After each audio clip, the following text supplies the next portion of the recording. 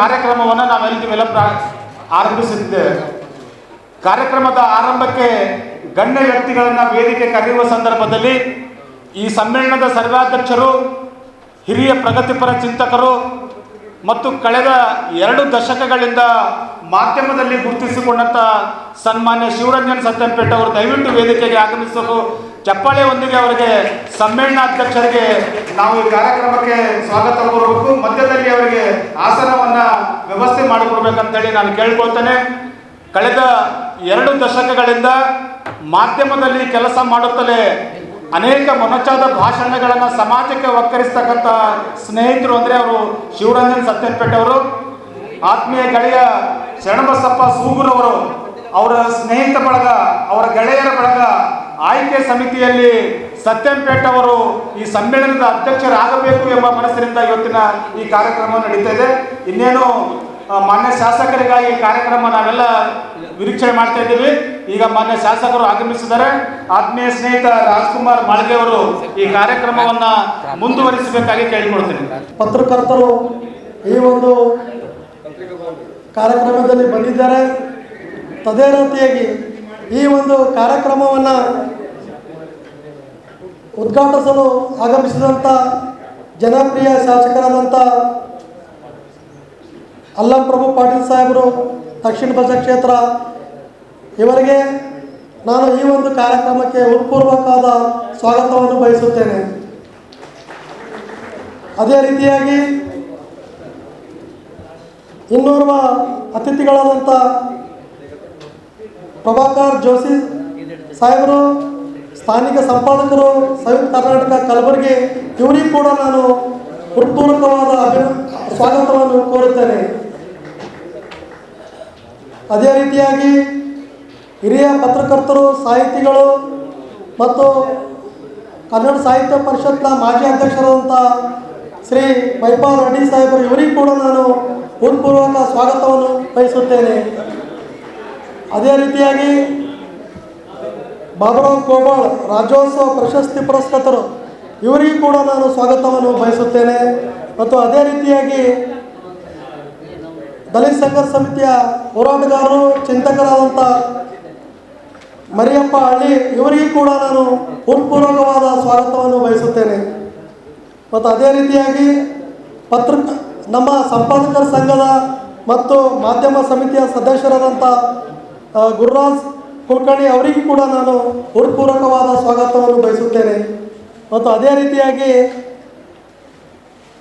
ಕಲಬುರಗಿ ಕನ್ನಡ ಸಾಹಿತ್ಯ ಪರಿಷತ್ನ ಜಿಲ್ಲಾಧ್ಯಕ್ಷರಾದಂಥ ಆತ್ಮೀಯ ಸ್ನೇಹಿತರಾದಂಥ ವಿಜಯಕುಮಾರ್ ತೆಗೆದುತಿಪ್ಪಿ ಅವರಿಗೂ ಕೂಡ ನಾನು ಹೃತ್ಪೂರ್ವಕ ಸ್ವಾಗತವನ್ನು ಬಯಸುತ್ತೇನೆ. ಮತ್ತು ಅದೇ ರೀತಿಯಾಗಿ ಈ ಒಂದು ಸಮ್ಮೇಳನಕ್ಕೆ ಸರ್ವಾಧ್ಯಕ್ಷರಾಗಿ ಆಯ್ಕೆಯಾದಂಥ ನಮ್ಮ ಪ್ರಗತಿಪರ ಚಿಂತಕರು ಮತ್ತು ಸ್ನೇಹಿತರಾದಂಥ ಡಾಕ್ಟರ್ ಶಿವರಂಜನ್ ಸತ್ಯಂಪೇಟೆ, ಇವರಿಗೂ ಕೂಡ ನಾನು ಹೃತ್ಪೂರ್ವಕವಾದ ಸ್ವಾಗತವನ್ನು ಬಯಸುತ್ತೇನೆ. ಮತ್ತು ಅದೇ ರೀತಿಯಾಗಿ ಇಲ್ಲಿ ಬಂದಿರುವಂಥ ಎಲ್ಲ ನನ್ನ ಆತ್ಮೀಯ ಪತ್ರಕರ್ತರ ಬಂಧುಗಳಿಗೆ ಮತ್ತು ಸನ್ಮಾನಕ್ಕೆ ಆಗಮಿಸಿದಂಥ ಎಲ್ಲ ನನ್ನ ಹಿರಿಯ ಪತ್ರಕರ್ತರಿಗೆ ಮತ್ತು ಸಂಪಾದಕರಿಗೆ ಮತ್ತು ಛಾಯಾಗ್ರಾಹಕರಾಗಿರೋ ಎಲ್ಲ ನನ್ನ ಸ್ನೇಹಿತರಿಗೆ ನಾನು ಈ ಒಂದು ಕಾರ್ಯಕ್ರಮಕ್ಕೆ ತಮ್ಮೆಲ್ಲರಿಗೆ ಹೃತ್ಪೂರ್ವಕವಾದ ಸ್ವಾಗತವನ್ನು ನಾನು ಕೋರುತ್ತೇನೆ.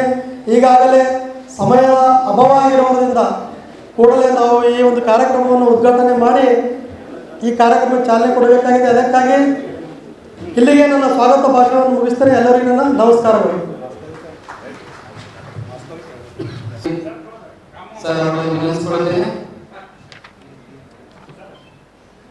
ಪ್ರಜಾಸುದ್ದಿ ಕನ್ನಡ ದಿನಪತ್ರಿಕೆಯ ವಾರ್ಷಿಕ ಸಮ್ಮೇಳನ ಹಾಗೂ ಪತ್ರಕರ್ತರ ಕಲ್ಯಾಣ ಕರ್ನಾಟಕ ಪತ್ರಕರ್ತರ ಪ್ರಥಮ ಸಾಹಿತ್ಯ ಸಮ್ಮೇಳನದ ಅಧಿಕೃತ ಉದ್ಘಾಟನೆ.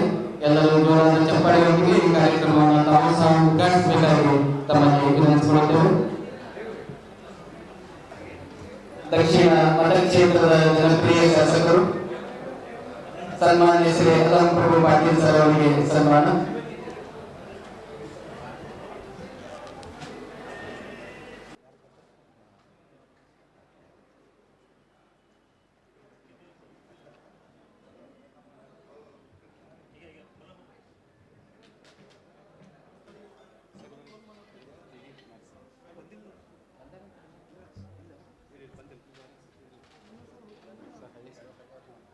ವೇದಿಕೆಯನ್ನು ಆಸೀನರಾಗಿರುವ ಶ್ರೀ ಗುರುರಾಜ್ ಕುಲಕರ್ಣಿ ಅಧ್ಯಕ್ಷರು, ಕಲ್ಯಾಣ ಕರ್ನಾಟಕ ಸಂಘ ಹಾಗೂ ಸದಸ್ಯರು, ಅವರಿಗೆ ಪಾಸ್ವಾನ್ ಅವರು ಬಂದು ಅದೇ ರೀತಿಯಾಗಿ ಪ್ರಾರ್ಥನೆ ಗೀತೆಯನ್ನು ಹಾಡಲು ಆಗಮಿಸಿರುವ ಶ್ರೀ ಬಾಬುರಾವ್ ಕೋಬಾಳ ಅವರಿಗೆ, ಜಗತ್ತಿಗೆ ಅಧ್ಯಕ್ಷರು, ಕನ್ನಡ ಸಾಹಿತ್ಯ ಪರಿಷತ್ತು ಕಲಬುರಗಿ ಅವರಿಗೆ ರಾಜ್ಕುಮಾರ್ ಗಂಗವಾಡ ಅವರು ಬಂದು ಸನ್ಮಾನಿಸಬೇಕಾಗಿ ವಿನಂತಿಸಿಕೊಳ್ಳುತ್ತಾರೆ. ಈ ಕಾರ್ಯಕ್ರಮದ ರೂವಾರಿ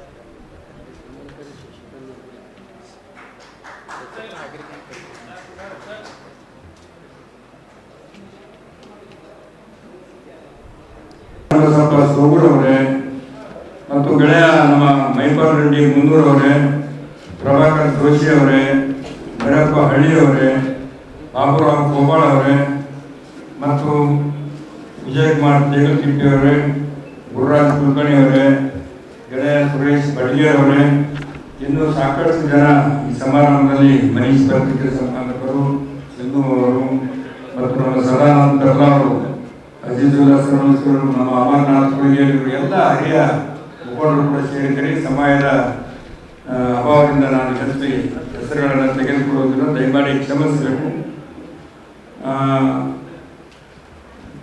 ಮತ್ತು ಇಲ್ಲಿ ನಡೆದಿರ್ತಕ್ಕಂಥ ಎಲ್ಲ ಪತ್ರಕರ್ತರ ಅಭಿಮಾನಿ ಬಂಧುಗಳೇ, ಪತ್ರಕರ್ತರೇ, ಸಾರ್ವಜನಿಕ ಬಂಧುಗಳೇ, ಮಾಧ್ಯಮದ ಮಿತ್ರರೇ, ಇವತ್ತು ನಿಜವಾಗಿ ಕೂಡ ನಾವು ಶಾಣಬಸಪ್ಪ ಸೂರವರಿಗೆ ಅಭಿನಂದನೆಗಳನ್ನು ಸಲ್ಲಿಸಬೇಕು.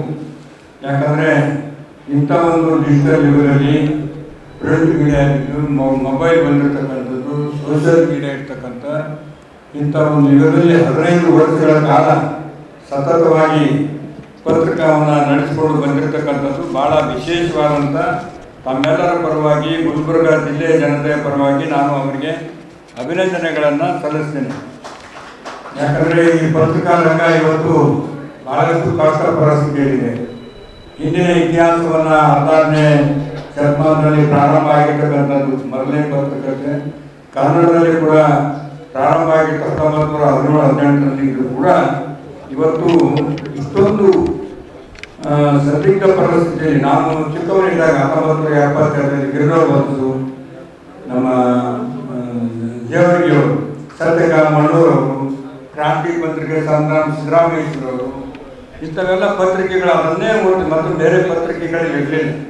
ಉರ್ದು ಪತ್ರಿಕೆ, ಕಾಗಲ್ನರವ್ರ ಪತ್ರಿಕೆ, ಅವೆಲ್ಲ ಏನಪ್ಪ ಅಂದರೆ ನಾವು ಓದ್ತಕ್ಕಂಥ ಸಂದರ್ಭದಲ್ಲಿ ಹಳ್ಳಿಯಲ್ಲಿ ಕೂಡ ನಾವು ಊರಲ್ಲಿದ್ದಾಗ ಒಂದು ಪತ್ರಿಕೆ ಪ್ರಿಂಟ್ ಆಗಿದ್ದು 1 ವಾರ ಬಿಟ್ಟು ಬರ್ತಿತ್ತು, ಪೋಸ್ಟ್ ಆಫೀಸ್ನಾಗ ಹಾಕ್ತಿದ್ವಿ. ಅದು ಬಂದು ಊರು ತುಂಬ ತಿರುಗಾಡ್ತಿತ್ತು ಪತ್ರಿಕೆ, ಎಲ್ಲರೂ ಒಬ್ಬರಾಗ ನಮ್ಮ ದುಕಾನ್ ತರಿಸ್ತೀವಿ.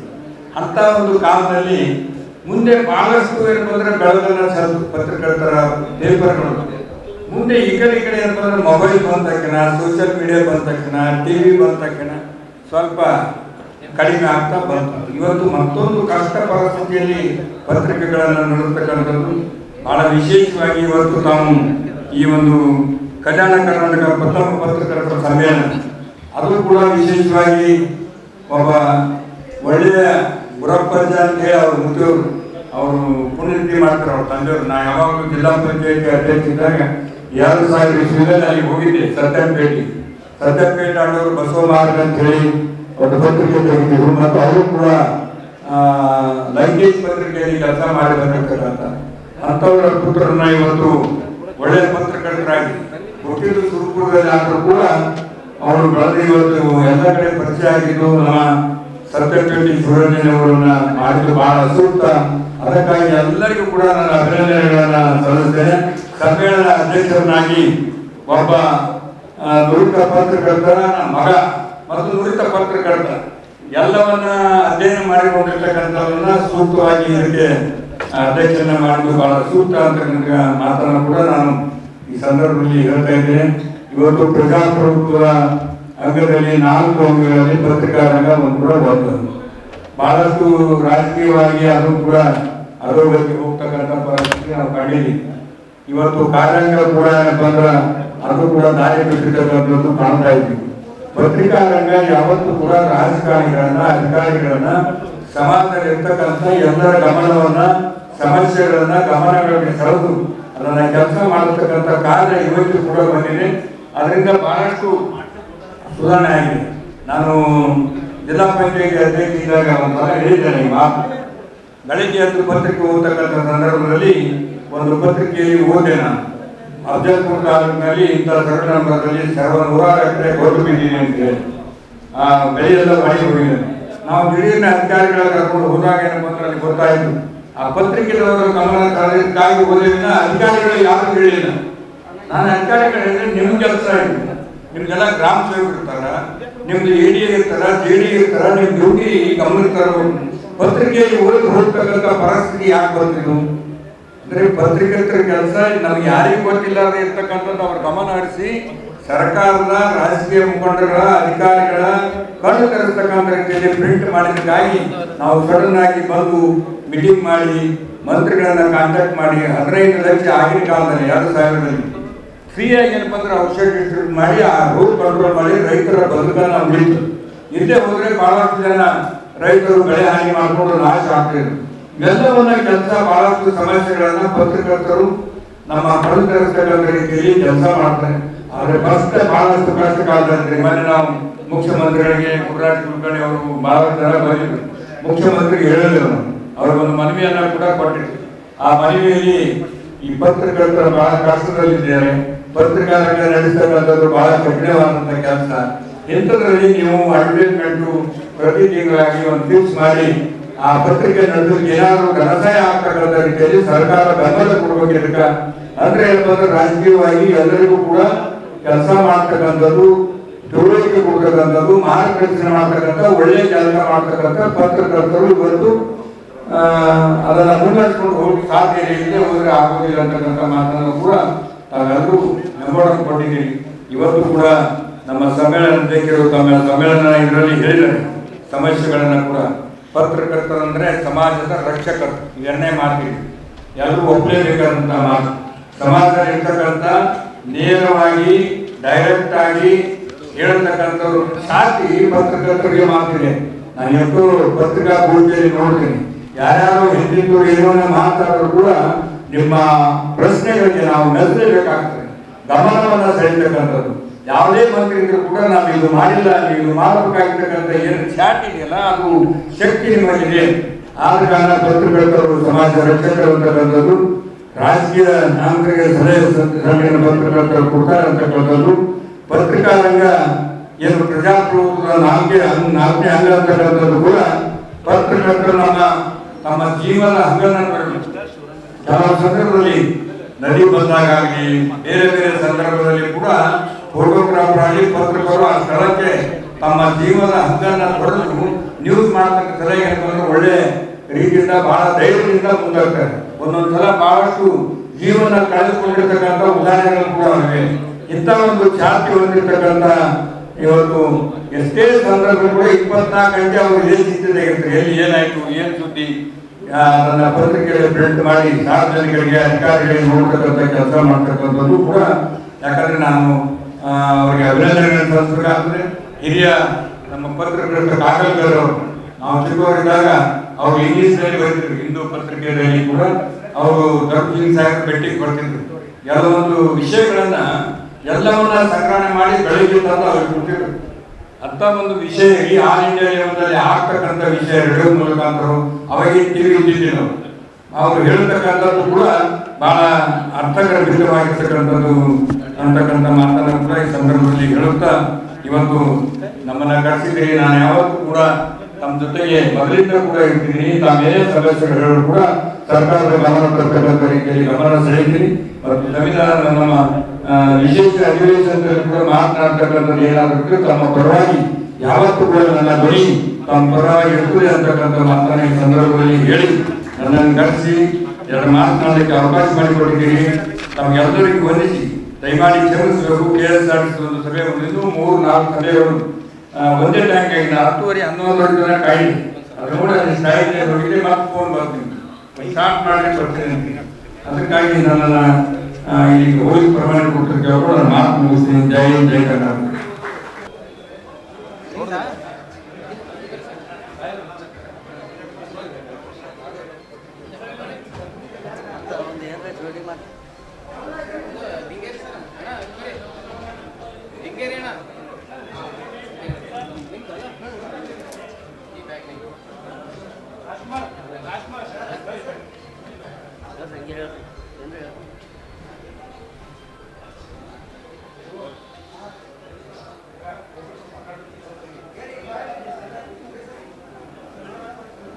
ನಂತರ ಬರುತ್ತದೆ. ದಯವಿಟ್ಟು ಆತ್ಮೀಯರು ಸಹಕರಿಸಬೇಕಾಗಿ ವಿನಂತಿಸಿಕೊಳ್ಳುತ್ತೇವೆ. ಸನ್ಮಾನ ಮಾಡಬಾರ್ದು, ಒಂದು 10 ನಿಮಿಷ ಮಾಡಲಿಕ್ಕೆ ಬೇರೆ ಬರಬಾರ್ದು, ಇದು ವಿನಂತಿ ಇದೆ.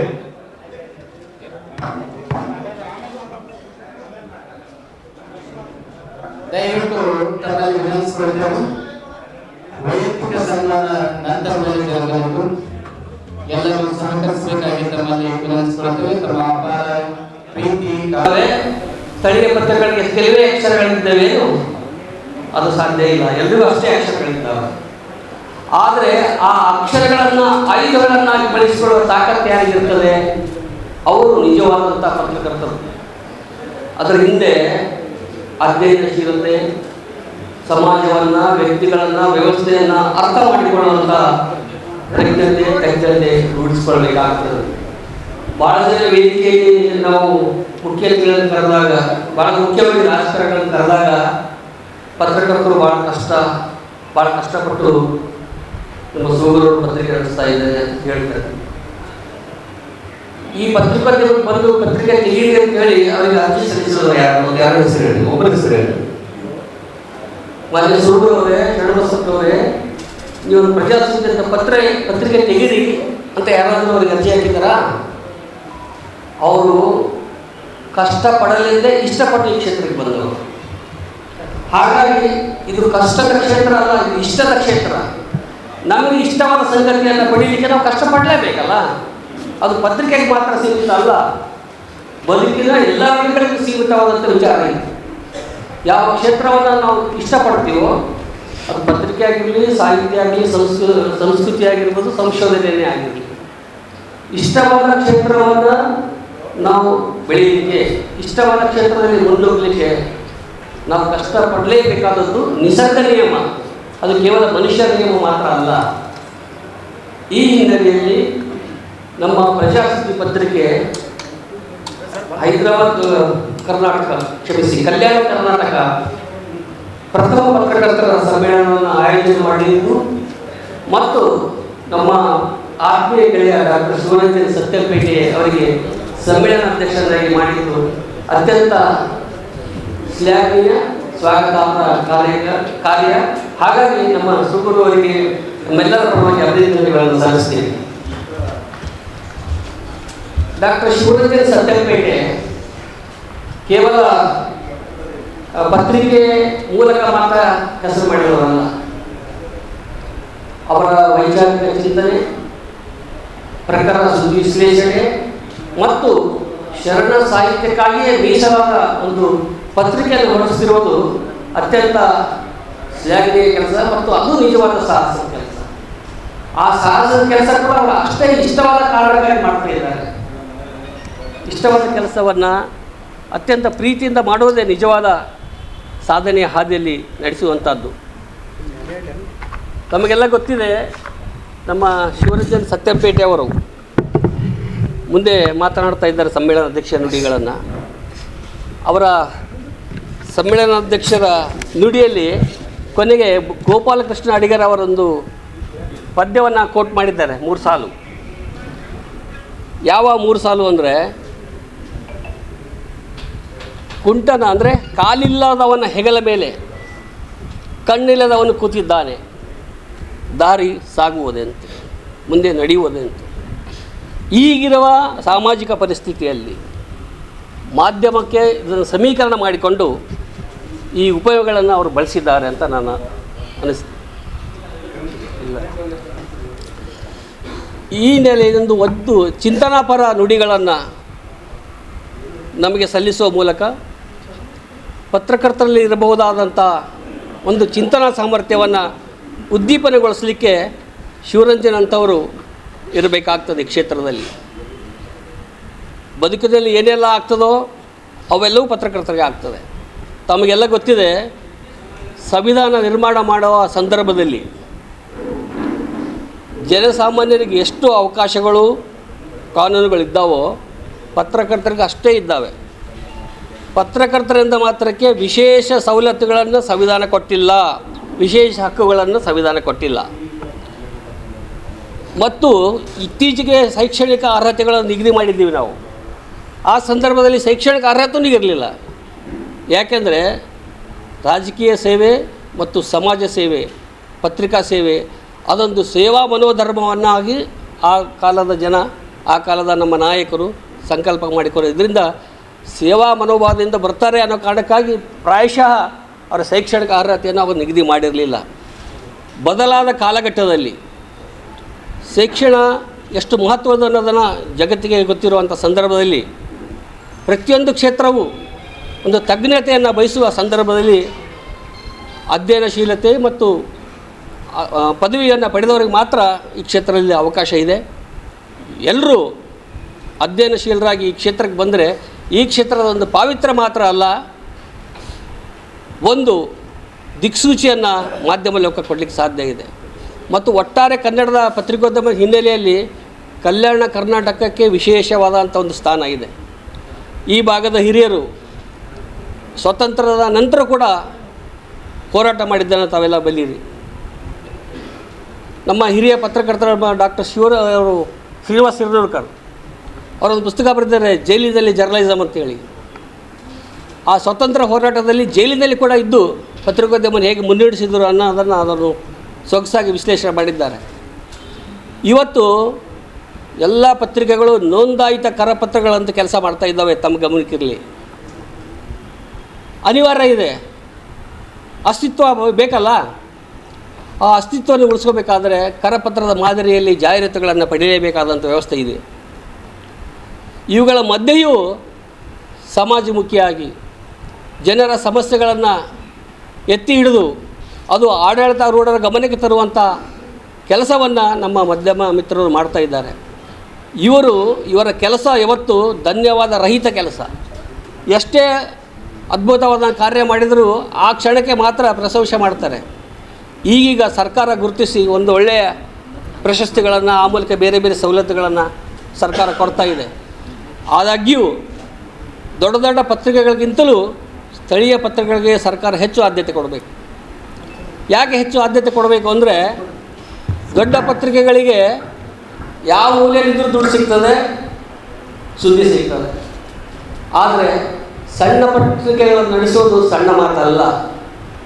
ಬಂಡವಾಳಶಾಹಿಗಳಿಗೂ ಆರಾಮಾಗಿ ದೊಡ್ಡ ಪತ್ರಿಕೆಗಳು ನಡೆಸೋಕ್ಕೆ ಸಾಧ್ಯ ಇದೆ. ಕಾರ್ಪೊರೇಟ್ ಕಲ್ಚರ್ ಬಂದಿದೆ, ಅದು ಕೂಡ ಉದ್ಯಮವಾಗಿ ಪರಿವರ್ತನೆ ಆಗಿದೆ. ಆದರೆ ಭಾಳ ನಿಷ್ಠೆಯಿಂದ, ಧ್ಯೇಯದಿಂದ ಯಾರು ಸಣ್ಣ ಪತ್ರಿಕೆಗಳನ್ನು ನಡೆಸ್ತಾರೋ ಅವರಿಗೆ ಹೆಚ್ಚು ಆದ್ಯತೆ ಕೊಡಬೇಕು. ಅವರಿಗೆ ಮಾತ್ರ ನಿಜವಾದ ಮಾಧ್ಯಮ ಪಟ್ಟಿಯಲ್ಲಿ ಆಗಬೇಕು. ನಾನು ಗಮನಿಸಿದ್ದೆ, ನಮ್ಮ ಶೂಗರ್ ಅವರು ಕಳೆದ 15 ವರ್ಷಗಳಿಂದ ಈ ಮಾಧ್ಯಮ ಪ್ರಜಾಸುದ್ದಿಯನ್ನು ತರ್ತಾ ಇದ್ದಾರೆ. ಆದರೆ ಇವತ್ತಿಗೂ ಮಾಧ್ಯಮ ಪಟ್ಟಿಯಲ್ಲಿ ಆ ಪತ್ರಿಕೆ ಯಾಕಿಲ್ಲ ಅನ್ನೋದು ನನಗೆ ಕಾಡ್ತಾ ಇದೆ. ಯಾಕಿಲ್ಲ? ತಮಗೆ ಗೊತ್ತಿದೆ ಅದರ ನಿಯಮಗಳೇನು, ಹೇಗೆ ಮಾಡಬೇಕು, ಆ ನಿರಂತರತೆ, ಆ ಪ್ರಕಟಣೆ, ಇವೆಲ್ಲ ಇದ್ದಾಗ ಕೂಡ ಪಾಪ ಅಷ್ಟು ಕೆಲಸ ಮಾಡ್ತಿದ್ದಾರಲ್ಲ. ಸರ್ಕಾರ ವಿಶೇಷ ರಿಯಾಯಿತಿ ಕೊಟ್ಟು ಮಾಧ್ಯಮದಲ್ಲಿ ಪಟ್ಟಿಯಲ್ಲಿ ಅವರು ಸೇರಿಸಿದರೆ ಒಂದಿಷ್ಟು ಆರ್ಥಿಕವಾಗಿ ಲಾಭ ಆಗಲಿಕ್ಕೆ ಸಾಧ್ಯ ಇದೆ. ಈ ವಿಷಯದಲ್ಲಿ ನಮ್ಮ ಪತ್ರಕರ್ತರ ಸಂಘಟನೆ, ಸಣ್ಣ ಪತ್ರಿಕೆಗಳ ಸಂಘಟನೆ ಇರ್ಬೋದು, ದೊಡ್ಡ ಪತ್ರಿಕೆಗಳ ಸಂಘಟನೆ ಇರ್ಬೋದು, ಈ ರೀತಿಯ ಬೆಳವಣಿಗೆ ಮಾಡಲಿಕ್ಕೆ ನಾವೆಲ್ಲ ಪೂರಕ ಆಗಬೇಕು ಅನ್ನೋ ಮಾತುಗಳನ್ನು ಹೇಳಿ ಗೋಷ್ಠಿಯ ಆಶಯ ನುಡಿಗಳನ್ನು ಹೇಳಲಿಕ್ಕೆ ಕರೆದು ಸಮ್ಮೇಳನ ಉದ್ಘಾಟನದ ಆಶಯ ನುಡಿಗಳನ್ನು ಹೇಳಲಿಕ್ಕೆ ಅವಕಾಶ ಮಾಡಿಕೊಟ್ಟಂಥ ಸಂಘಟಕರಿಗೆ, ನಮ್ಮ ಸೂಗೂರ್ ಅವರಿಗೆ, ಗುರುರಾಜ್ ಅವರಿಗೆ, ನಮ್ಮ ಮರಿಯಪ್ಪ ಹಳ್ಳಿ ಸರ್ ಅವರಿಗೆ, ಶಿವರಂಜನ್ ಅವರಿಗೆ, ಮಣಿಪರ್ಗಡೆ ಅವರಿಗೆ, ಬಾಬುರ ಅವರಿಗೆ, ಹೊಸ ನಿರೂಪಣೆ ಮಾಡಿರುವಂಥ ನಮ್ಮ ಗೆಳೆಯ ಸುರೇಶ್ ಪಡಿಗೆರೆ ಅವರಿಗೆ ಮತ್ತು ತಮ್ಮ ಎಲ್ಲರಿಗೂ ವಂದನೆಗಳನ್ನು ಸಲ್ಲಿಸಿ ನನ್ನ ಮಾತುಗಳಿಗೆ ವಿರಾಮ ನೀಡುತ್ತೇನೆ. ನಮಸ್ಕಾರ. ಉದ್ಘಾಟಿಸಿ ಅನ್ಯ ಕಾರ್ಯದ ನಿಮಿತ್ತ ಇಲ್ಲಿಂದ ತೆರಳಿರುವಂತಹ ಕಲಬುರಗಿ ದಕ್ಷಿಣ ಮತಕ್ಷೇತ್ರದ ಶಾಸಕರಾಗಿರುವಂತಹ ಆತ್ಮೀಯರಾಗಿರ್ತಕ್ಕಂಥ ಶ್ರೀಯುತ ಅಲ್ಲಂಪ್ರಭು ಪಾಟೀಲ್ ಅವರನ್ನು ಅವರ ಅನುಪಸ್ಥಿತಿಯಲ್ಲಿ ಸ್ಮರಿಸುತ್ತಾ ಈ ವೇದಿಕೆಯ ಮೇಲೆ ಆಸೀನರಾಗಿರುವಂತಹ ಮತ್ತು ಆಶಯ ನುಡಿಗಳನ್ನು ಸಮ್ಮೇಳನದ ಆಶಯ ನುಡಿಗಳನ್ನು ಮಾಡಿರ್ತಕ್ಕಂಥ ಆತ್ಮೀಯರಾಗಿರ್ತಕ್ಕಂಥ ಮತ್ತು ಸಂಯುಕ್ತ ಕರ್ನಾಟಕ ಪತ್ರಿಕೆಯ ಸ್ಥಾನಿಕ ಸಂಪಾದಕರಾಗಿರುವಂತಹ ಶ್ರೀ ಪ್ರಭಾಕರ್ ಜೋಶಿ ಅವರೇ, ನನ್ನ ಬದುಕು ಮತ್ತು ಬರಹ ಕುರಿತು ಮಾತನಾಡಲು ಆಗಮಿಸುವಂತಹ ಆತ್ಮೀಯರು, ಹಿರಿಯ ಪತ್ರಕರ್ತರು, ನಿಕಟಪೂರ್ವ ಕನ್ನಡ ಸಾಹಿತ್ಯ ಪರಿಷತ್ತಿನ ಅಧ್ಯಕ್ಷರಾಗಿರುವಂತಹ ಶ್ರೀಯುತ ಮೈಪಾಲ್ ರೆಡ್ಡಿ ಮುನ್ನೂರವರೇ ಮತ್ತು ಶರಣಬಸಪ್ಪ ಸೂಗೂರವರ ಬೆನ್ನಿಗೆ ಬೆಗಲಾಗಿ ನಿಂತಿರುವಂತಹ ನಮ್ಮ ಕರ್ನಾಟಕ ರಾಜ್ಯ ದಲಿತ ಸಂಘರ್ಷ ಸಮಿತಿಯ ರಾಜ್ಯ ಸಂಚಾಲಕರಾಗಿರ್ತಕ್ಕಂಥ ಆತ್ಮೀಯರಾಗಿರ್ತಕ್ಕಂಥ ಮರೆಯಪ್ಪ ಹಳ್ಳಿಯವರೇ, ವೇದಿಕೆಯ ಮೇಲೆ ಆಸೀನರಾಗಿರುವಂತಹ ಕಲ್ಯಾಣ ಕರ್ನಾಟಕ ಸಂಪಾದಕರ ಸಂಘದ ಅಧ್ಯಕ್ಷರಾಗಿರುವಂತಹ ಆತ್ಮೀಯರಾಗಿರ್ತಕ್ಕಂಥ ಶ್ರೀಯುತ ಗುರುರಾಜ್ ಕುಲಕರ್ಣಿ ಅವರೇ ಮತ್ತು ಇವತ್ತು ನಮ್ಮ ಈ ಕಾರ್ಯಕ್ರಮದಲ್ಲಿ ವಿಶೇಷ ಉಪನ್ಯಾಸವನ್ನು ಅಂದರೆ ಸ್ವಾತಂತ್ರ್ಯ ಪೂರ್ವ ಹಾಗೂ ನಂತರದ ಪ್ರಸ್ತುತದಲ್ಲಿ ಪತ್ರಿಕೋದ್ಯಮ ಅನ್ನುವಂತಹ ವಿಷಯ ಕುರಿತು ಮಾತನಾಡಲಿಕ್ಕೆ ಆಗಮಿಸಿರುವಂತಹ ಮೈಸೂರಿನ ಡಾಕ್ಟರ್ ದಿಲೀಪ್ ನರಸಯ್ಯ ಎಂ ಅವರೇ, ವೇದಿಕೆಯ ಮೇಲೆ ಆಸೀನರಾಗಿರ್ತಕ್ಕಂಥ ಗೆಳೆಯರಾಗಿರ್ತಕ್ಕಂಥ ಶ್ರೀ ಸುರೇಶ್ ಬಡ್ಗೇರ್ ಅವರೇ, ನಿರೂಪಣೆಯನ್ನು ಮಾಡುವಂಥ ಡಾಕ್ಟರ್ ರಾಜಶೇಖರ್ ಮಾಳಗೆ ಅವರೇ ಮತ್ತು ಈ ಸಮ್ಮೇಳನದ ಹಿಂದುಗಡೆ ನಿಂತು ಬೆನ್ನ ಹಿಂದಿನ ಬೆಳಕಾಗಿ ಕೆಲಸ ಮಾಡಿರ್ತಕ್ಕಂಥ ಆತ್ಮೀಯರಾಗಿರ್ತಕ್ಕಂಥ ಡಾಕ್ಟರ್ ಗವಿಸಿದ್ದಪ್ಪ ಪಾಟೀಲ್ ಅವರೇ ಮತ್ತು ನಮ್ಮ ಕಲಬುರಗಿ ಕರ್ನಾಟಕ ಕಾರ್ಯನಿರತ ಪತ್ರಕರ್ತರ ಸಂಘದ ಕಾರ್ಯಕಾರಿ ಸಮಿತಿಯ ಸದಸ್ಯರು ಮತ್ತು ರಾಜ್ಯೋತ್ಸವ ಪ್ರಶಸ್ತಿ ಪುರಸ್ಕೃತರಾಗಿರ್ತಕ್ಕಂಥ ಶ್ರೀಯುತ ಬಾಬುರಾವ್ ಕೋಬಾಳ ಅವರೇ ಮತ್ತು ವೇದಿಕೆಯ ಮುಂಭಾಗದಲ್ಲಿ ಆಸೀನರಾಗಿರ್ತಕ್ಕಂಥ ಎಲ್ಲ ಆತ್ಮೀಯ ಮಾಧ್ಯಮದ ಮಿತ್ರರೇ ಮತ್ತು ನನ್ನ ಈ ಕಾರ್ಯಕ್ರಮಕ್ಕೆ ಭಾಳ ಅತ್ಯಂತ ಆತ್ಮೀಯವಾಗಿ ಅಭಿನಂದಿಸಲು, ಸಂತೋಷ ವ್ಯಕ್ತಪಡಿಸಲು ನನ್ನೊಂದಿಗೆ ಜೊತೆಯಾಗಿರ್ತಕ್ಕಂಥ ತಮ್ಮೆಲ್ಲರಿಗೂ ಶರಣಾರ್ಥಿಗಳು. ನಮಗೆ ಪ್ರಭಾಕರ್ ಜೋಶಿ ಅವರು ತಮ್ಮ ಆಶಯ ಭಾಷಣದ ನನ್ನ ಅಧ್ಯಕ್ಷ ಭಾಷಣದ ಒಂದು ಗೋಪಾಲಕೃಷ್ಣ ಅಡಿಗ ಅವರ ಕವಿತೆಯನ್ನು ಹೆಸರಿಸಿದರು. ಹೇಳಿತು, ಎಳವನ ಹೆಗಲ ಮೇಲೆ ಕುರುಡ ಕೂತಿದ್ದಾನೆ, ದಾರಿ ಸಾಗುವುದೆಂದು ನೋಡಬೇಕು. ಅವ್ರು ಹೇಳಿದಂಗೆ ಯಾಕೆ ಇದನ್ನು ಬಳಸಿದ್ರೆ ಇವತ್ತಿನ ಸಾಮಾಜಿಕ ಪರಿಸ್ಥಿತಿಯ ಸದ್ಯದ ಸ್ಥಿತಿಗತಿ. ಹೆಂಗಂದ್ರೆ ಒಂದ್ಸಲ ಒಬ್ಬ ರಾಜ ಇದ್ದಂತ ಅವನು ಐಲುದೊರೆ, ಅವನ ಹೆಸರು ಐಲುದೊರೆ. ಅಂದರೆ ಅವನಿಗೆ ಏನು ಮನಸ್ಸು ಬರ್ತದ, ಅವ ಏನು ಹೇಳ್ತಾನ ಅವನದೇ ಕೇಳಬೇಕು, ಅವ ಹೇಳಿದ್ದೇ ಕೇಳಬೇಕು. ಅವ ಹೇಳಿದ್ದು ಕೇಳಲಿಲ್ಲ ಅಂದ್ರೆ ಅವ್ರಿಗೆ ಶಿಕ್ಷೆ ಕೊಡ್ತಾರೆ ರಾಜನಿಗೆ. ಆ ರಾಜನಿಗೆ ಸ್ವಲ್ಪ ಉಡುಪು ತೊಡುಪುಗಳ ಬಗ್ಗೆ ಅಂದರೆ ಉಡುಗೆಗಳ ಬಗ್ಗೆ ಭಾಳ ಒಂದಿಷ್ಟು ಫ್ಯಾಷನ್ ಇತ್ತು ಅವನಿಗೆ. ಇವತ್ತು ರಾಜಕಾರಣಿಗಳನ್ನ ನೋಡ್ತಿರಲ್ಲ, ಕೆಲವು ಜನ ತಾಸಿಗೊಬ್ಬರು ಒಂದೊಂದು ಬಟ್ಟೆ ಚೇಂಜ್ ಮಾಡ್ತಾರೆ, ಯಾರಂತ ಗೊತ್ತಾಗ್ತದೆ ನಿಮಗೆಲ್ಲ. ಅಂಥ ಒಬ್ಬ ಐಲುದೊರೆ ಇದ್ದ. ಆ ಐಲುದೊರೆಗೆ ಉಡುಪಿನ ಬಗ್ಗೆ ಭಾಳ ಅದೊಂದು ಬಿಟ್ಟರೆ ಅವನಿಗೆ ಏನೂ ಇರಲಿಲ್ಲ, ಅದೊಂದೇ ಬೇಕು ಅವನಿಗೆ. ಭಾಳ ಟಿಪ್ ಟಾಪ್ ಆಗಿ ಬಟ್ಟೆ ಧರಿಸುವಂಥದ್ದು ಒಂದು ಕೆಲಸ.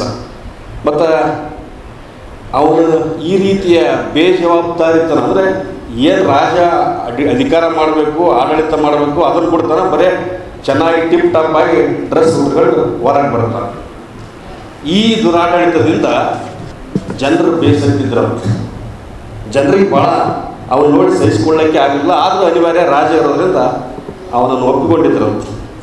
ಹೀಗಿರೋವತ್ತೇ ಒಬ್ಬ ಟೇಲರ್ ಬಂದಂಥವನ ಹತ್ರ ಈ ಲಾಭ ಉಟಾಯಿಸ್ಲೇಬೇಕು. ನಾನು ರಾಜ ಹೆಂಗಿದ್ರು ದಂಡದಿದು, ಬರೀ ಡ್ರೆಸ್ ಬೇಕಿದಕ್ಕೆ ಇವ್ನು ಲಾಭ ಉಟಾಯಿಸ್ಬೇಕು ಅಂತ ತಿಳ್ಕೊಂಡು ಒಬ್ಬ ಟೇಲರ್ ಅವನು ಬಂದು ಏನು ಮಾಡ್ತಾರಂತಂದ್ರೆ, ಈ ಮೂರ್ಖ ದೊರೆಯನ್ನು ಯಾಮಾರಿಸಿ ಒಂದಿಷ್ಟು ಹಣ ತಗೋಬೇಕು ಅಂತ ತಿಳ್ಕೊಂಡು, ಓ ರಾಜರೇ, ನಾನು ನಿಮ್ಗೊಂದು ಡ್ರೆಸ್ ಹೊಲಿತೀನಿ, ಇಂಥ ಡ್ರೆಸ್ಸು ಜಗತ್ತಿನ ಯಾರೊಬ್ಬರು ಇದುವರೆಗೂ ತೊಟ್ಟಿರಬಾರ್ದು, ಅಂಥ ಡ್ರೆಸ್ಸನ್ನು ನಿಮಗಾಗಿ ಹೊಲಿದು ಕೊಡ್ತೀನಿ ಅಂತ. ಹೌದಾ? ಯಾರು ಹೊಲ್ದಿಲ್ಲ, ಉಟ್ಕೊಂಡಿಲ್ಲ ಹಂಗಾರು. ನೀ ಹೆಂಗೆ ಹೊಲಿತು ಅಂತ ಎಷ್ಟು ಫೇಮಸ್ ದರ್ಜಿನ ನೀನು ಟೇಲರ ಅಂತ ಕೇಳ್ತಾರಂತ. ಇಲ್ಲ ನೋಡ್ರಿ ನೀವು ಉಟ್ಕೊಂಡ ಮೇಲೆ ನೋಡ್ರಿ ಅಂತ ಹೇಳಿದಂತ. ಆಯ್ತು ಹೊಲ್ದು ಕೊಡೋದ್ರಂತ. ಇಲ್ಲ ನನಗೆ ಒಂದಿಷ್ಟು ಟೈಮ್ ಕೊಡ್ರಿ, ಒಂದು 4-5 ದಿನ ಅಂದ್ರಂತ. 4-5 ದಿನ ಟೈಮ್ ಕೊಟ್ಟಂತ ರಾಜ ಮತ್ತೆ ಅವಾಗವಾಗ ಬಂದು ತನ್ನ ಸೇನಾಧಿಪತಿಗಳನ್ನ ಅವ್ರನ್ನ ತೊಗೊಂಬಂದು ಆಯ್ತಾ ಇಲ್ಲ ಅಂತ ಮಾಡ್ಲಕತ್ತೀನಿ, ಇನ್ನೊಂದು ಸ್ವಲ್ಪ ಉಳಿದ್ರಿ, ಸ್ವಲ್ಪ ಪ್ಯಾಂಟಿಂದ ಉಳಿದ್ರಿ, ಸ್ವಲ್ಪ ಅಂಗಿ ತೋಳು ಉಳಿದ್ರಿ, ಶೋಲ್ಡರ್ ಉಳಿದ್ರಿ, ಹಿಂಗೆ ಅಂತ ಹೊಂಟಿದ್ದಂತ. ಹೊಂಟೋದ್ನಾಗ ಅವರು ಇಂಥ ಒಂದು ದಿನ ಫಿಕ್ಸ್ ಆಯ್ತಂತ, ಒಂದು ಡ್ರೆಸ್ ಹೊಲ್ದಿನಿ ಅಂತ ಫಿಕ್ಸ್ ಆಯ್ತಂತ. ಫಿಕ್ಸ್ ಆಗೋದ್ನಾಗ ಎಲ್ಲರೂ ಮತ್ತು ಸುತ್ತಮುತ್ತ ಎಲ್ಲ ಆಳು ಕಾಳು ಸೇನಾಧಿಪತಿಗಳೆಲ್ಲ ಬಂದು ಆಯ್ತು ರಾಜ ಡ್ರೆಸ್ ಕೊಡಿಸು. ಅವನು ತೊಗೊಂಡು ಬಂದು ಏನು ಮಾಡಿದಂತ ಗೊತ್ತಲ್ರಿ, ಆ ಡ್ರೆಸ್ಸು ಹೊಲ್ದಿಲ್ಲ ಬಿಟ್ಟಿಲ್ಲವ, ಹೊಲ್ತಿನ ರಾಜ ಅಂತಂದು ಮುಂದೆ ನಿದರ್ಶ ಎಲ್ಲರ ಊರು ಮಂದಿನೇರ ರಾಜಾಗ ಹೊಸ ಡ್ರೆಸ್ ಅದ, ಇದುವರೆಗೂ ಯಾರು ಕಳಿಸಿಲ್ಲ ಅಂತವ್ರಿಗೆಲ್ಲ ಕಟ್ಟಾನ. ಅವು 15 ದಿನ ಮನೆಗೆ ಕುಂತು ಏನು ಮಾಡಿಲ್ಲ, ಈಗ ಆಗ್ತದೆ ನಾಳೆಗೆ ಆಗ್ತದೆ ತಿಳ್ಕೊಂಡು ಹೊಲ್ದೇ ಇಲ್ಲ ಅವ ಕೆಲಸ. ಯಾಕಂದ್ರೆ ಮೂರ್ಖ ದೊರೆ ಅಂತ ಗೊತ್ತಿತ್ತು. ಮತ್ತು ಮೂರ್ಖ ದೊರೆ ಇದ್ರಾಗ ಜನರು ಸಹಿತ ಅವನು ಎದುರು ಮಾತಾಡ್ತಿರಲಿಲ್ಲ, ದೊರೆಗೆ ಏನು ಎದುರು ಮಾತಾಡೋಂಗಿಲ್ಲ. ಅವನು ತೊಗೊಂಡು ಬಂದು ಏನು ಮಾಡಿದಂತ, ಹಿಂಗೆ ಡ್ರೆಸ್ ತೊಗೊಂಬಂದು ಹಿಂಗೆ ಹಾಕಿದಂಗೆ ಮಾಡಿದಂತೆ. ಶರ್ಟ್ ಹಾಕಿದಂಗೆ, ಪ್ಯಾಂಟ್ ಹಾಕಿದಂಗೆ, ಬೂಟ್ ಹಾಕಿದಂಗೆ ಅಂತ ಮಾಡಿದಂತೆ. ಅವಾಗ ಉಳಿದವರೆಲ್ಲರಿಗೂ ನೀವು ಟೇಲರು ಡ್ರೆಸ್ಸೇ ತೆಗ್ದಿಲ್ಲ ಮಗ, ಎಲ್ಲರೂ ರಾಜಾಗಿ ಬತ್ತಲಿ ಮಡಗಿಸಿ ಡ್ರೆಸ್ 5 ಉಟ್ಕೋ, ಪ್ಯಾಂಟ್ ಉಟ್ಕೋ, ಬೂಟ್ ಹಾಕಿ ಅಂತ ಹೇಳಿದಂತ. ಅಲ್ಲಿ ಜನ ಏನೋ ಅನ್ಬೇಕಂದ್ರೆ ರಾಜನ ನಗಬೇಕಂದ್ರೆ ಭಾಳ ಕಷ್ಟ, ಯಾರು ನಗಲ್ಲ ಅಂತ. ಎಲ್ಲರೂ ಭಾರಿ ಹೋದ್ರೆ ನಿಮ್ಗೆ ಡ್ರೆಸ್ ಭಾರಿ ಆಗಲ್ಲ. ಇವ ರಾಜನ ಹೊತ್ತ ಡ್ರೆಸ್ ಬಾರಿ ಮತ್ತೊಂದಿಷ್ಟು ಎದೆ ಉಬ್ಬಿಸಿಲ್ಲ ಅಂತ ಅವ್ರು. ಎದೆ ಉಬ್ಬಿಸಿ ಊರಾಗ ನಡ್ಕೊಂತ ಡ್ರೆಸ್, ಹೊಸ ಡ್ರೆಸ್ ಉಟ್ಕೊಂಡು ಬತ್ತಲೆ ಹೊಂಟನವ. ಊರಾಗ ಹೊಂಟನಂತ. ಊರಾಗ ಬಂದು ಎಲ್ಲರೂ ಏನೋ ಅನ್ಬೇಕಂತ ನನಗಾಗಿಲ್ಲ. ಹೆಂಗೆ ಮಾಡ್ಬೇಕು ನನಗೆ ಸುಮ್ಮನೆ ಕಪ್ಪು ಬಾಯಿ ಮುಚ್ಚಿಕೊಂಡು ಸುಮ್ಮನೆ ಕೂತಿದ್ರಂತ. ಅಲ್ಲಿ ಒಬ್ಬ ಸುಮ್ಮನೆ ಗುಸು ಮಾತಾಡ್ತಾರೆ. ಅಲ್ಲಿ ಒಬ್ಬ ಸಣ್ಣ ಹುಡುಗ ಇರ್ತಂತ, ಸಣ್ಣ ಮಗು, ರಾಜ ಯಾಕೆ ಗತ್ತಲೆ ಕೊಟ್ಟನಂತ ಹುಡುಗ ನೋಡ್ರಿ ಮಕ್ಕಳು, ರಾಜ ಗತ್ತಲೆ ಕೊಟ್ಟ ಅಂದ್ಕೊಳ್ಳೆ ಎಲ್ಲರೂ ಕಿಸ್ಕರ್ ನಕ್ಬಿಟ್ರಂತ, ಅಂತ ಗೇಲಿ ಮಾಡಿದ್ರಂತ. ಅವಾಗ ಆ ಮುಗ್ಧ ಮಗುವಿನ ಪ್ರತಿಭಟನೆಯ ಅಥವಾ ಇದ್ದಂಗೆ ಹೇಳುವಂತಹ ಏನು ಮಾತದಲ್ಲ, ಆ ಮಾತಿನಿಂದ ರಾಜನ ವಿರುದ್ಧ ಸಿಡಿದೆದ್ದು ಬಂಡೆದ್ದು ರಾಜನನ್ನು ಕೆಳಗಿಳಿಸಿದರಂತೆ. ಇದು ಇವತ್ತು ಪತ್ರಕರ್ತರಾಗಿರ್ತಕ್ಕಂಥವ್ರು ನಾವೆಲ್ಲರೂ ಮಾಡಬೇಕಾಗಿರ್ತಕ್ಕಂಥ ಕೆಲಸ. ಹಾಗಾದ್ರೆ ನಮ್ಮ ಮಾತಿಗೆ ಇವತ್ತಿನ ಪತ್ರಕರ್ತ ನನಗೆ ಭಾಳ ಜನ ಬೈತಾರೆ. ಪತ್ರಕರ್ತರು ನನಗೆ ಇವೇನು ಬಾಯಿ ಕೊಟ್ಟು ಮ್ಯಾಲೆ ವಿಷಯ ಬಿದ್ದರು, ಇವು ಸ್ವಲ್ಪ ನಮಗೆ ಬೈತಾರಲ್ಲ ಅಂತೀನಿ. ನಮಗೆ ಬೇಯಿಲ್ಲ. ನನ್ನನ್ನು ಹಿಡ್ಕೊಂಡೇ ಹೇಳ್ತೀನಿ. ನಾನೇನು ಒಮ್ಮೆ ಮ್ಯಾಲೆ ಮುಗುಳಲ್ಲಿ ವಿಷಯ ಬಿದ್ದಿಲ್ಲ, ದೊಡ್ಡ ಇದಲ್ಲ.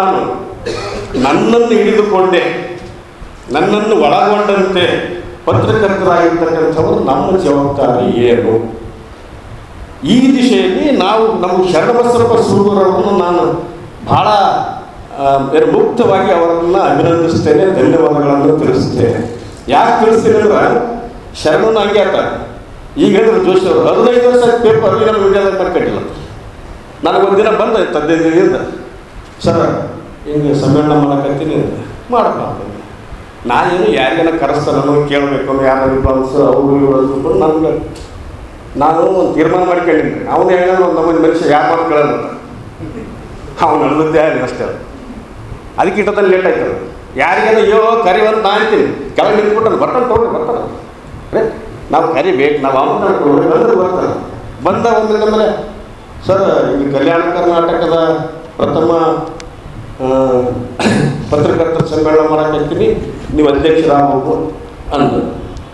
ನಾನೇ ಅಚ್ಚಿರತ್ತ ಮಾರಾಟದಲ್ಲ ಎಲ್ಲ ಭಾಳ ಜನ. ಆಮೇಲೆ ಸಮ್ಮೇಳನಕ್ಕೆ ನನ್ನ ಹೆಸರಾಕು, ನಿನ್ನ ಹೆಸರಾಕು, ನೀನು ರೊಕ್ಕ ಕೊಡ್ತೀವಿ, ರೂಪಾಯಿ ಕೊಡ್ತೀವಿ, ಸನ್ಮಾನ ಮಾಡ್ತೀವಿ, ಶಾಲ್ ಹಾಕ್ತೀವಿ, ನಿನಗೆ ಬೇರೆ ಕಾರ್ಯಕ್ರಮ ನಾ ಸನ್ಮಾನ ಮಾಡ್ತೀವಿ ಅಂಥ ಮಂದಿವಾಗ ನೀ ನನಗೆ ಇಲ್ಲಿ ಏನಿಲ್ಲ, ಏನು ರೊಕ್ಕಿಲ್ಲ, ರೂಪಾಯಿ ಇಲ್ಲ ನನ್ನ ಮೇಲೆ ಅಂಥವನಿಗೆ ಬಂದು ಇವು ಎರಡು ಗಿರಾಕಿಗಳು ಅವನು ಹೇಳ್ಬಿಟ್ಟು ನಾನು ಹೇಳ್ಬಿಟ್ಟು ತೊಗೊಂಬಂದು ಸಮ್ಮೇಳನ ಮಾಡ್ತೀನಿ ಅಂತಂದ್ರೆ ನನಗೆ ಇವನು ಉಚ್ಚಿಗೆ ಸಿಡಿದು ಅಂದ್ಕೊಂಡೆ ನಾನು.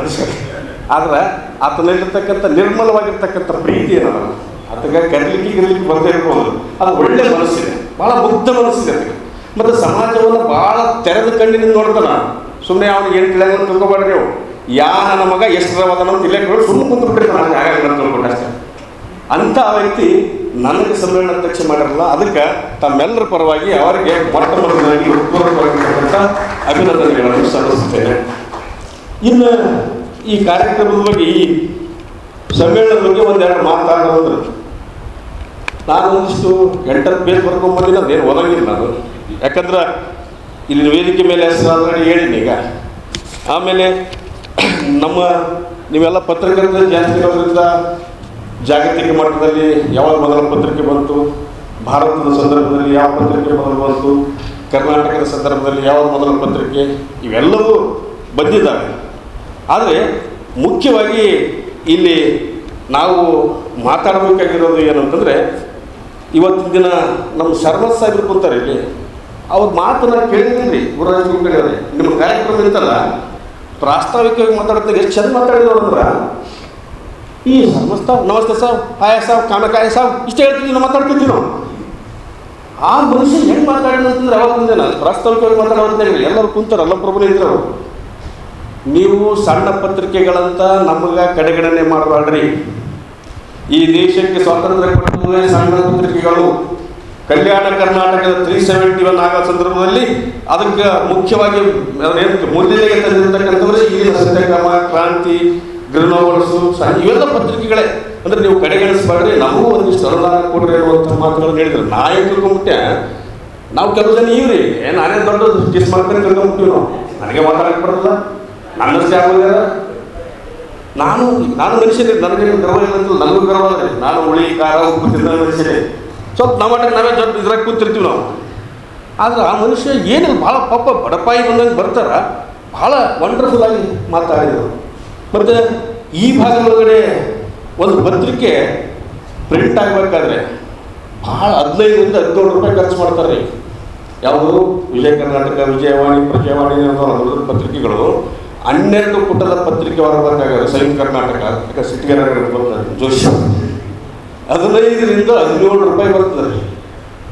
ನಿಮ್ಮ ಕೈ ಕೊಡೋದು ಓದುಗರಿಗೆ 5ರಿಂದ 6 ರೂಪಾಯಿ. ಅದೆಲ್ಲ ಅಮೌಂಟ್ ಹೇಗೆ ತಗೋತಾರೆ, ಜಾಹೀರಾತು ರೂಪದಲ್ಲಿ ತಗೋತಾರೆ.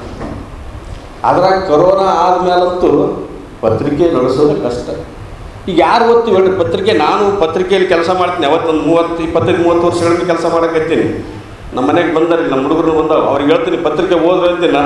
ಮುಂಜಾನೆದ್ದು ಪತ್ರಿಕೆ ಪ್ರಜಾವಾಣಿ ಮನೆಗೆ ಬರ್ತದ, ಸೋಮಿಂಗ್ ಗ್ಲ್ಯಾನ್ಸ್ ಮಾಡ್ತೀನಿ, ನನ್ನ ಸುದ್ದಿ ಅವನ್ನ ಬಂದ ಒಂದಿಟ್ಟು ನೋಡ್ತೀನಿ. ಅಥವಾ ನನ್ನ ಪತ್ರಿಕೆಯಲ್ಲಿ ಬಂದಿರತಕ್ಕಂಥ ಈ ಪ್ರಜಾಪ್ರಗತಿ, ನಮ್ಮ ಪ್ರಬಂಧವಾಡಿಗಳಿಗೆ ಬಂದು ಒಂದು ನೋಡ್ತೀನಿ, ಹೊರಗೆ ಬಂದುಬಿಡ್ತೀನಿ ಅಷ್ಟೇ. ನಮ್ಮ ಪತ್ರಕರ್ತರಿಗೆ ಇವತ್ತಿಗೂ ಅಧ್ಯಯನ ಅನ್ನೋದು ಇಲ್ಲವೇ ಇಲ್ಲ. ನನ್ನ ಹೇಳ್ಕೊಂಡು ಹೇಳ್ತಾರೆ, ಮತ್ತು ನಾನು ಹೇಳ್ತೇನೆ ನನ್ನ ಒಳಗೆ ನಾ ಏನು ಮಾತಾಡ್ತೇವೆ ಎಲ್ಲವೂ ನನ್ನ ಒಳಗೊಂಡಂತೆ. ನಮಗೆ ಅವಾಗ ನಾವು ಭಾಳ ಓದ್ತಿದ್ದೆ ಆ್ಯಕ್ಚುಲಿ. ಕರೆಯೋದು ಯಾವಾಗಾದ್ರೆ MA ಓದೋದನ್ನೆಲ್ಲ PhD ಮಾಡೋದನ್ನೇ ಓದ್ತಿದ್ದೆ. ಈಗ ಓದೋದೇ ಕಡಿಮೆ ಆಗಿಬಿಟ್ಟು ನಾನು ಇಲ್ಲೇ ಕುಂತಾನೆ ಏನಂದಿಷ್ಟು ಗುಂಡಾಡ್ತೀವಿ, ಒಂದೆರಡು ಸುದ್ದಿ ಕಳಿಸ್ತೀವಿ, ಮನೆಗೆ ಬಂದ್ಬಿಡ್ತೀವಿ ಅಷ್ಟೇ, ಮನೆಗೆ ಹೋಗ್ಬಿಡ್ತೀವಿ. ಆದರೆ ಪತ್ರಕರ್ತರು ಏನಂತಂದ್ರೆ, ಪತ್ರಕರ್ತರಿಗೆ ಎಲ್ಲರಿಗೆ ಹಾಕಿದ್ರೆ ಪತ್ರಕರ್ತರಿಗೆ 3ನೇ ಕಡೆ ಇರ್ಬೇಕಂತ. 3ನೇ ಕಡೆ ಇರ್ಬೇಕಂತ ಹೆಂಗಂದ್ರೆ ನನಗೆ ಕೆಲವು ಘಟನೆಗಳನ್ನ ಹೇಳ್ತೀನಿ ನಿಮಗೆ. ಒಂದು ಸಲ, ಮೊದಲನೇ ಸಲ ಧರ್ಮಸಿಂಗ್ ಸಾಹೇಬರು ಸೋತಿದ್ರು. ನಾನು ಪ್ರಜಾವಾಣಿಗಿದ್ದೆ. ಅವಾಗ ಯೂನಿವರ್ಸಿಟಿ ಒಳಗಡೆ ಮತ ಎಣಿಕೆ ನಡೆದಿತ್ತು, ಅಲ್ಲಿದ್ದೀವಿ. ಲಾಸ್ಟ್ ದೊಡ್ಡಪ್ಪ ಗೌಡ ಇನ್ನೇನು ಗೆಲ್ತಾನ, ಅವರೇ ಮಾತಾಡಕತ್ತೆ. ದೊಡ್ಡಪ್ಪ ಗೌಡ ಕೊಟ್ಟು ನೆರೆಗಳು ಆಯ್ತು ಗೆದ್ದು ನಡಿ, ಬ್ಯಾಂಡ್ ಬಾರ್ಸಮ್ಮು ಮೆರವಣಿಗೆ ಮಾಡ್ಬೋದು ರೆಡಿ ಆಗಿದ್ರು. ಅಲ್ಲಿ ಕೆಲವು ಜನ ಏನಾದ್ರು ಕರೀತಾರಂದ್ರೆ, ಇಲ್ರಿ ಗ್ಯಾರಂಟಿ ಗೆಲ್ತಾನೆ ಧರ್ಮಸಿಂಗ್, ಅವು ಕೊನೆಗೆ ಆ ಕಡೆ ಪಟ್ಟಿವವ ಮತ್ತೆ ಅವನೇ ಬರ್ತಾನ ಅಂತಂದ್ರು. ಅದು ಕೊನೆಗೆ ಸೋಲ ಒಂದು ಇದು ಕಂಡಿತ್ತು. ಕಂಡೊತ್ನಾಗ ನಮ್ಮೆಲ್ಲರೂ ಧರ್ಮಸಿಂಗ್ ಗೆಲ್ತಾನ ಅಂತ ಬಂದರು. ಬಟ್ ನಾನು ಒಬ್ಬ NDTV ಒಬ್ಬ ವರದಿಗಾರ್ತಿದ್ಲ ಬಗ್ಗೆ ಮಹಿಳೆ, ನೆನಪಿಲ್ಲ ನನಗೆ ಅಷ್ಟಿಲ್ಲ. ನಾವಿಬ್ಬರು ಎಲ್ಲಿಗೆ ಬಂದ್ರೆ ಸೀದಾ ಧರ್ಮಸಿಂಗ್ ಅವ್ರ ಮನೆಗೆ ಬಂದ್ವಿ. ಧರ್ಮಸಿಂಗ್ ಈಗ ಅಜಯ್ ಸಿಂಗ್ ಅವರ ಶಾಸಕರು, ಅಜಯ್ ಸಿಂಗ್ ಅವ್ರು ಕೈ ಹಿಡಿದು ಮ್ಯಾಗ್ಲಿಂದ ಈ ಮನೆಗೆ ಅಲ್ಲಿ ಮನೆ ಕಟ್ಲಕತ್ತಾರೆ, ಕೆಳಗೆ ಇಳ್ಕೊಂತ ಬರಕತ್ತಿದ್ರು. ಬಂದು ಕೆಳಗಡೆ ಕುಂತ ಮೇಲೆ ಆ ಹೆಣ್ಮಗಳ ಬಗ್ಗೆ ಪ್ರಶ್ನೆ ಕೇಳಿದ್ರು. ಅದೇನು ಹೇಳಿದ್ರು, ನಾನು ಕೇಳಿದ ಒಂದು ಪ್ರಶ್ನೆ, ಧರ್ಮಸಿಂಗ್ ಅವರೇ ನಿಮಗೆ ಇದುವರೆಗೆ ಸೋತಿಲ್ಲ, ನಿಮ್ಮನ್ನು ಸೋಲಿಲ್ಲದ ಸರಳ ಅಂತ ಕರೀತಾರೆ, ಆದರೆ ಈಗ ಸೋತಿರಲ್ಲ, ಇದಕ್ಕೆ ನಿಮ್ಗೆ ಏನು ಅನ್ನಿಸ್ತದ ಅಂತಂದೆ. ಹೆಂಗಾಗ್ತದೆ ಹೇಳ್ರಿ, ನೀವು ಸೋತಿದ್ದಲ್ಲಿ ಏನಾಗ್ತದೆ? ಯಾವುದೇ ಮನುಷ್ಯನಿಗೆ ಹೋಗ್ರಿ, ಗೆದ್ದೋರಿಂದ ಹೋಗ್ರಿ, ಸೋತರಿಂದ ಯಾಕೆ ಬೆನ್ನತ್ತೀರಿ ಅಂತ ಇದೇ ಹೊರಗೆ ಹೇಳಿದ್ರು. ಅದಕ್ಕೆ ನಾನು ಪತ್ರಿಕೆಯಲ್ಲಿ ಬರೆದ ಸೋತೋರಿಂದ ಯಾಕೆ ಬೆನ್ನತ್ತೀರಿ, ಗೆದ್ದೋರಿಂದ ಹೋಗ್ರಿ, ಗರಂ ಆದ ಧರಂ. ಅದು ಪ್ರಜಾವಾಣಿ ಪತ್ರಿಕೆಯಲ್ಲಿ ಬಂದಿತ್ತು. ಮತ್ತು ಪ್ರಜಾವಾಣಿ ಪತ್ರಿಕೆಯ ಸ್ಥಾನಿಕ ಸಂಪತ್ತಾಗಿರ್ತಕ್ಕಂಥ ನಮ್ಮ ರಂಜಾನ್ ದರ್ಗ ಅವರು ನನಗೆ ಭಾಳ ಇಷ್ಟಪಟ್ಟರು, ಹೊಗಳಿದ್ರು. ನಾನು ತಮ್ಮ ಎಲ್ಲರೂ ಗೆದ್ದವರಿಂದ ಇರ್ತಾರೆ, ಎಲ್ಲರೂ ಗೆದ್ದವರಿಂದ ಇರ್ತಾರೆ. ಆದರೆ ಪತ್ರಕರ್ತ, ನಿಜವಾದ ಪತ್ರಕರ್ತರ ಕೆಲಸ ಸೋತವರಿಂದ, ಅದು ಸೋಲಿಲ್ಲದ ಸರದಾರ ಸೋತರಿಂದ ಅವನಿಂದ ಹೋಗ್ತಿದ್ದು ನಿನ್ನ ಏನು ಈ ದೃಷ್ಟಿಕೋನ ಅದಲ್ಲ, ಇದು ನನಗೆ ಭಾಳ ಲೈಕ್ ಆಯಿತು ಅಂತ ತಿಳ್ಕೊಂಡು ಅವರ ಆ ಮಾತುಗಳನ್ನು ಹೊಗಳಿದ್ರು. ನಾವು ಅಂದರೆ ಪತ್ರಕರ್ತ ಹಲವು ಮೈಲಿಗಲ್ಲುಗಳಿರ್ತಾವೆ, ಜೀವನದಲ್ಲಿ ಸಾಕಷ್ಟು ಅನುಭವಗಳಾಗಿರ್ತಾವೆ. ಆದರೆ ನಾವೆಲ್ಲರೂ ಪತ್ರಕರ್ತರಾಗಿರ್ತಕ್ಕಂಥವರು ನಮಗೆ ಮೂರನೇ ಕಣ್ಣು ಅಂತ ಹೇಳ್ತೀವಲ್ಲ, ಆ ರೀತಿಯೊಳಗೆ ನಾವು ಕೆಲಸ ಮಾಡಬೇಕು. ಇನ್ವೆಸ್ಟಿಗೇಷನ್ ಜರ್ನಲಿಸಮ್ ಅಂತೂ ಈಗ ಹೋಗೇ ಬಿಟ್ಟದೆ. ತನಿಖಾ ವರದಿಗಳಲ್ಲಿ ಬಾಟ್ಲಿಂಗ್ ಹಗರಣ, ರೇವಜಿತ್ ಹಗರಣ, ಲಂಕೇಶ್ ಹೇಳಿದರು. ಲಂಕೇಶ್ ಅವರು ನಮ್ಮ ಮನೆಗೆ ಬಂದಿದ್ದರು, ನಮ್ಮ ತಂದೆಯವರ ಪತ್ರಿಕೆಯಲ್ಲಿ ಬಂದಿದ್ದರು. ಲಂಕೇಶ, ತೇಜಸ್ವಿ, ಕೆ ರಾಮದಾಸ್ ಇವರೆಲ್ಲ ಬಂದಿದ್ದರು, ರವೀಂದ್ರ ರೇಷ್ಮೆ. ಸಿಂಪಲ್ ಭಾಳ. ಮತ್ತು ಏನು ಮಾತಾಡ್ತಿರಲ್ಲ, ಜಾಸ್ತಿ ಮಾತಾಡ್ತಾರೆ ಲಂಕೇಶ್. ಬರವಣಿಗೆ ನೋಡಿದ್ರೆ ಬೆಂಕಿ ಕೆಂಡ ಹತ್ತಿರ್ತದೆ. ಈ ಸಲ ಇವ್ರನ್ನ ಕಳಿಸಿದ್ರು, ಮನೆಗೆ ಕಳಿಸ್ತಿದ್ರು. ಈ ಸಲ ಇವ್ರು ತೊಗೊಂಬರಿದ್ರೆ ಇವ್ರು ತೊಗೊಂಬರ್ತಿದ್ರು. ಹೀಗಾಗಿ ನನಗೂ ಸ್ವಲ್ಪ ಎಡವಟ್ಟತನ ಯಾಕೆ ಬಂದಂದ್ರೆ ಆ ಲಂಕೇಶರನ್ನ ಓದಿಕೊಂಡಿರೋದ್ರಿಂದ, ನಮ್ಮ ಅಪ್ಪ ಒಂದಿಷ್ಟು ಸಹಜವಾಗಿ ನಮ್ಮ ಮನೆಗೆ ಇರೋದ್ರಿಂದ ಸ್ವಲ್ಪ ಎಲ್ಲರಿಗೂ ಸ್ವಲ್ಪ ಹೊರಟು ಅನ್ನಿಸ್ಬೋದು. ಆದರೆ ನಾನು ನಿಜವಾಗ್ಲೂ ಹಂಗಿಲ್ಲ. ಯಾಕಿಲ್ಲ ಅಂದರೆ ಭಾಳ ಜನ ನನ್ನ ಸಮೀಪ ಬಂದವ್ರಿಗೆ ಗೊತ್ತಾಗ್ಬಿಡ್ತದೆ. ನಮ್ಮ ರೆಡ್ಡಿ, ಜೋಶಿ ಅವ್ರು ಹಾಕ್ನೋರು ಅವರಿಗೆಲ್ಲ ಬೈತಿರ್ತೀನಿ ಚಂತರ. ಆದರೆ ಅವ್ರಂತಾರ ನೀನು ಬೇಯಷ್ಟಿಗೆ ಬೈತೀವಿ ಬೇಕಂತಾನೆ, ಆದರೆ ಒಳಗಡೆ ನಿಂದು ಮೃದುವಾಗಿರ್ತಕ್ಕಂಥ ಹೃದಯ ಇದೆ ಅಂತ. ಒಬ್ಬ ಮನುಷ್ಯನಿಗೆ ಇರಬೇಕಾದಂಥ ಮೃದುವಾದ ಹೃದಯ, ಮತ್ತು ಪತ್ರಕರ್ತನಿಗೆ ಮುಖ್ಯವಾಗಿರ್ಬೇಕಂತ ವಿನಯ. ನಾವು ಅದನ್ನು ಮರ್ತೇ ಬಿಟ್ಟು ರೀ ಪತ್ರಕರ್ತರು. ನಾವು ಏನಂದ್ರೆ ನಮ್ಮ ನೋಡ್ಬೇಕು, ನಮ್ಮ ಅರ್ಥನೇ.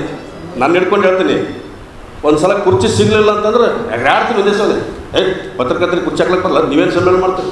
ಈಗ ನಾವೇ ಮಾಡಿದ್ವಿ ಪತ್ರಕರ್ತರು 11 ಗಂಟೆ ಎಷ್ಟಿಗೆ ಶುರು ಮಾಡಿದ್ದೀವಿ, 12 ಶುರು ಮಾಡಿ.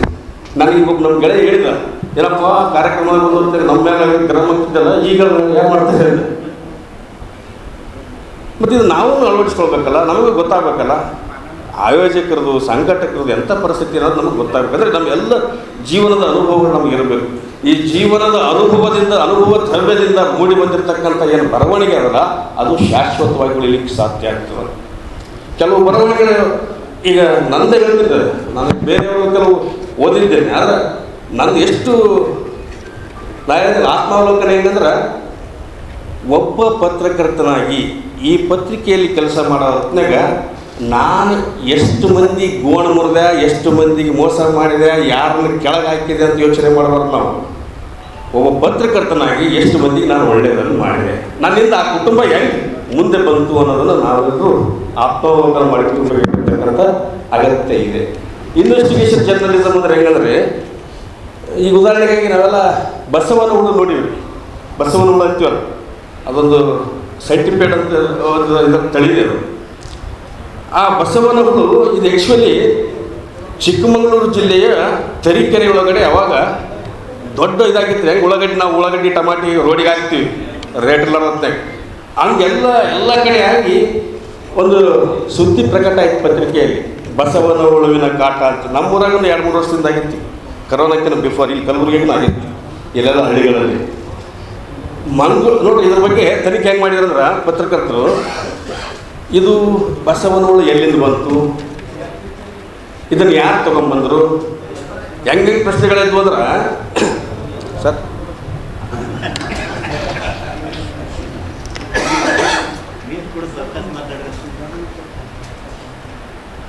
ಇಲ್ಲ ನಾನು ಗಳಿಸಿದ್ದು ಒಂದೇ, ಮತ್ತೆ ಬಿಟ್ರೆ ಇಲ್ಲ, ಒತ್ತೊತ್ತಿಗೆ ಒಂದಿಷ್ಟು ಊಟ, ಒಂದಿಷ್ಟು ನೀರು ಸಿಗ್ತದೆ. ಅಂದರೆ ಇದು ಭಾಳ ಮುಖ್ಯವಾಗಿರ್ತಕ್ಕಂಥದ್ದು. ನೋಡ್ರಿ, ಏನಂದರೆ ಮಂಗಳೂರಿನ ಮೀನು ಗೊಬ್ಬರದಲ್ಲಿ ಬಂದಿರಬಹುದೇ, ತೋಟಕ್ಕೆ ಕೆರೆಯ ಮಣ್ಣು ಹಾಕಿದ್ದರಿಂದ ಇರಬಹುದೇ, ಮುರುಡೇಶ್ವರಕ್ಕೆ ಪ್ರವಾಸಕ್ಕೆ ಹೋದ ಮಕ್ಕಳು ಸಮುದ್ರದಿಂದ ಎಸೆದಿರಬಹುದೇ, ಈಗ ಚರ್ಚೆ ಶುರುವಾಯಿತು. ಆದರೆ ಸತ್ಯ ಇರುವುದೇ ಬೇರೆ. ಇದು ಏನಂದ್ರೆ ನಮ್ಮ ದೇಶದ ಜೀವಿ ಅಲ್ಲ, ಯಾವುದು ಬಸವನ ಹುಳು, ಆಫ್ರಿಕನ್ ನೋಡ್ರಿ ಜೈಂಟ್ ಸ್ನೇಲ್. ಅದಕ್ಕೆ ಇನ್ನೊಂದು ಹೆಸರು ಕರೀತಾರೆ ಅಕಾಟಿನ ಪುಟಿಕಾ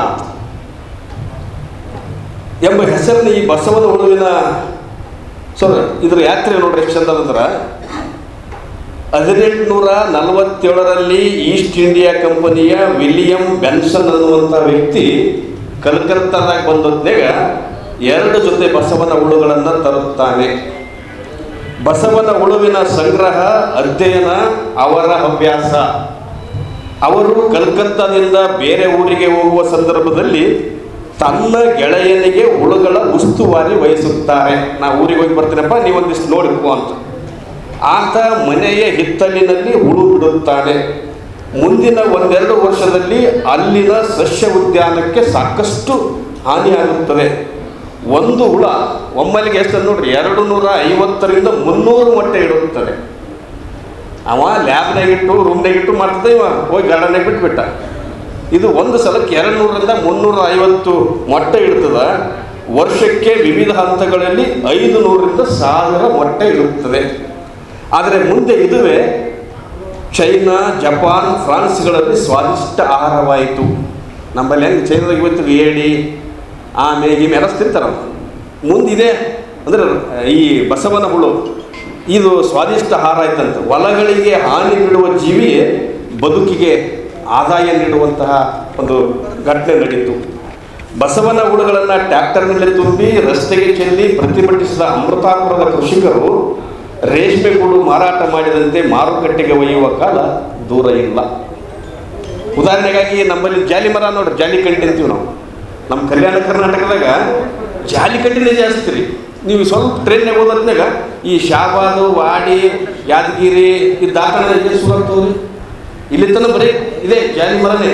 ಸ್ವಲ್ಪ ಮುಂದಕ್ಕೆ ಹೋದ್ರೆ ಬೇರೆ ಬೇರೆ ಥರದ ಗಿಡಗಳು ಇರ್ತಾವೆ. ಅವು ನೋಡಿರೋದಿಲ್ಲ ನಾವು ಆ ಗಿಡಗಳು. ನನಗೊಂದೊಂದ್ಸಲ ಟ್ರೈನ್ಯಾಗ ಹೋಗೋದಾಗ ಅನಿಸ್ತಿರ್ತದೆ, ಬ್ಯಾಂಗ್ಳೂರು ಮೈಸೂರಿನಾಗ ಯಾವಾಗ ಒಂದು ಜಾಲಿ ಬಂದಾಯ್ತಂತ ಸುಮ್ಮನೆ ಬಿಟ್ರೆ ಸಾಕು ನಾವು, ಹಂಗೆ ಅನಿಸ್ತಿರ್ತದೆ ನನಗೆ.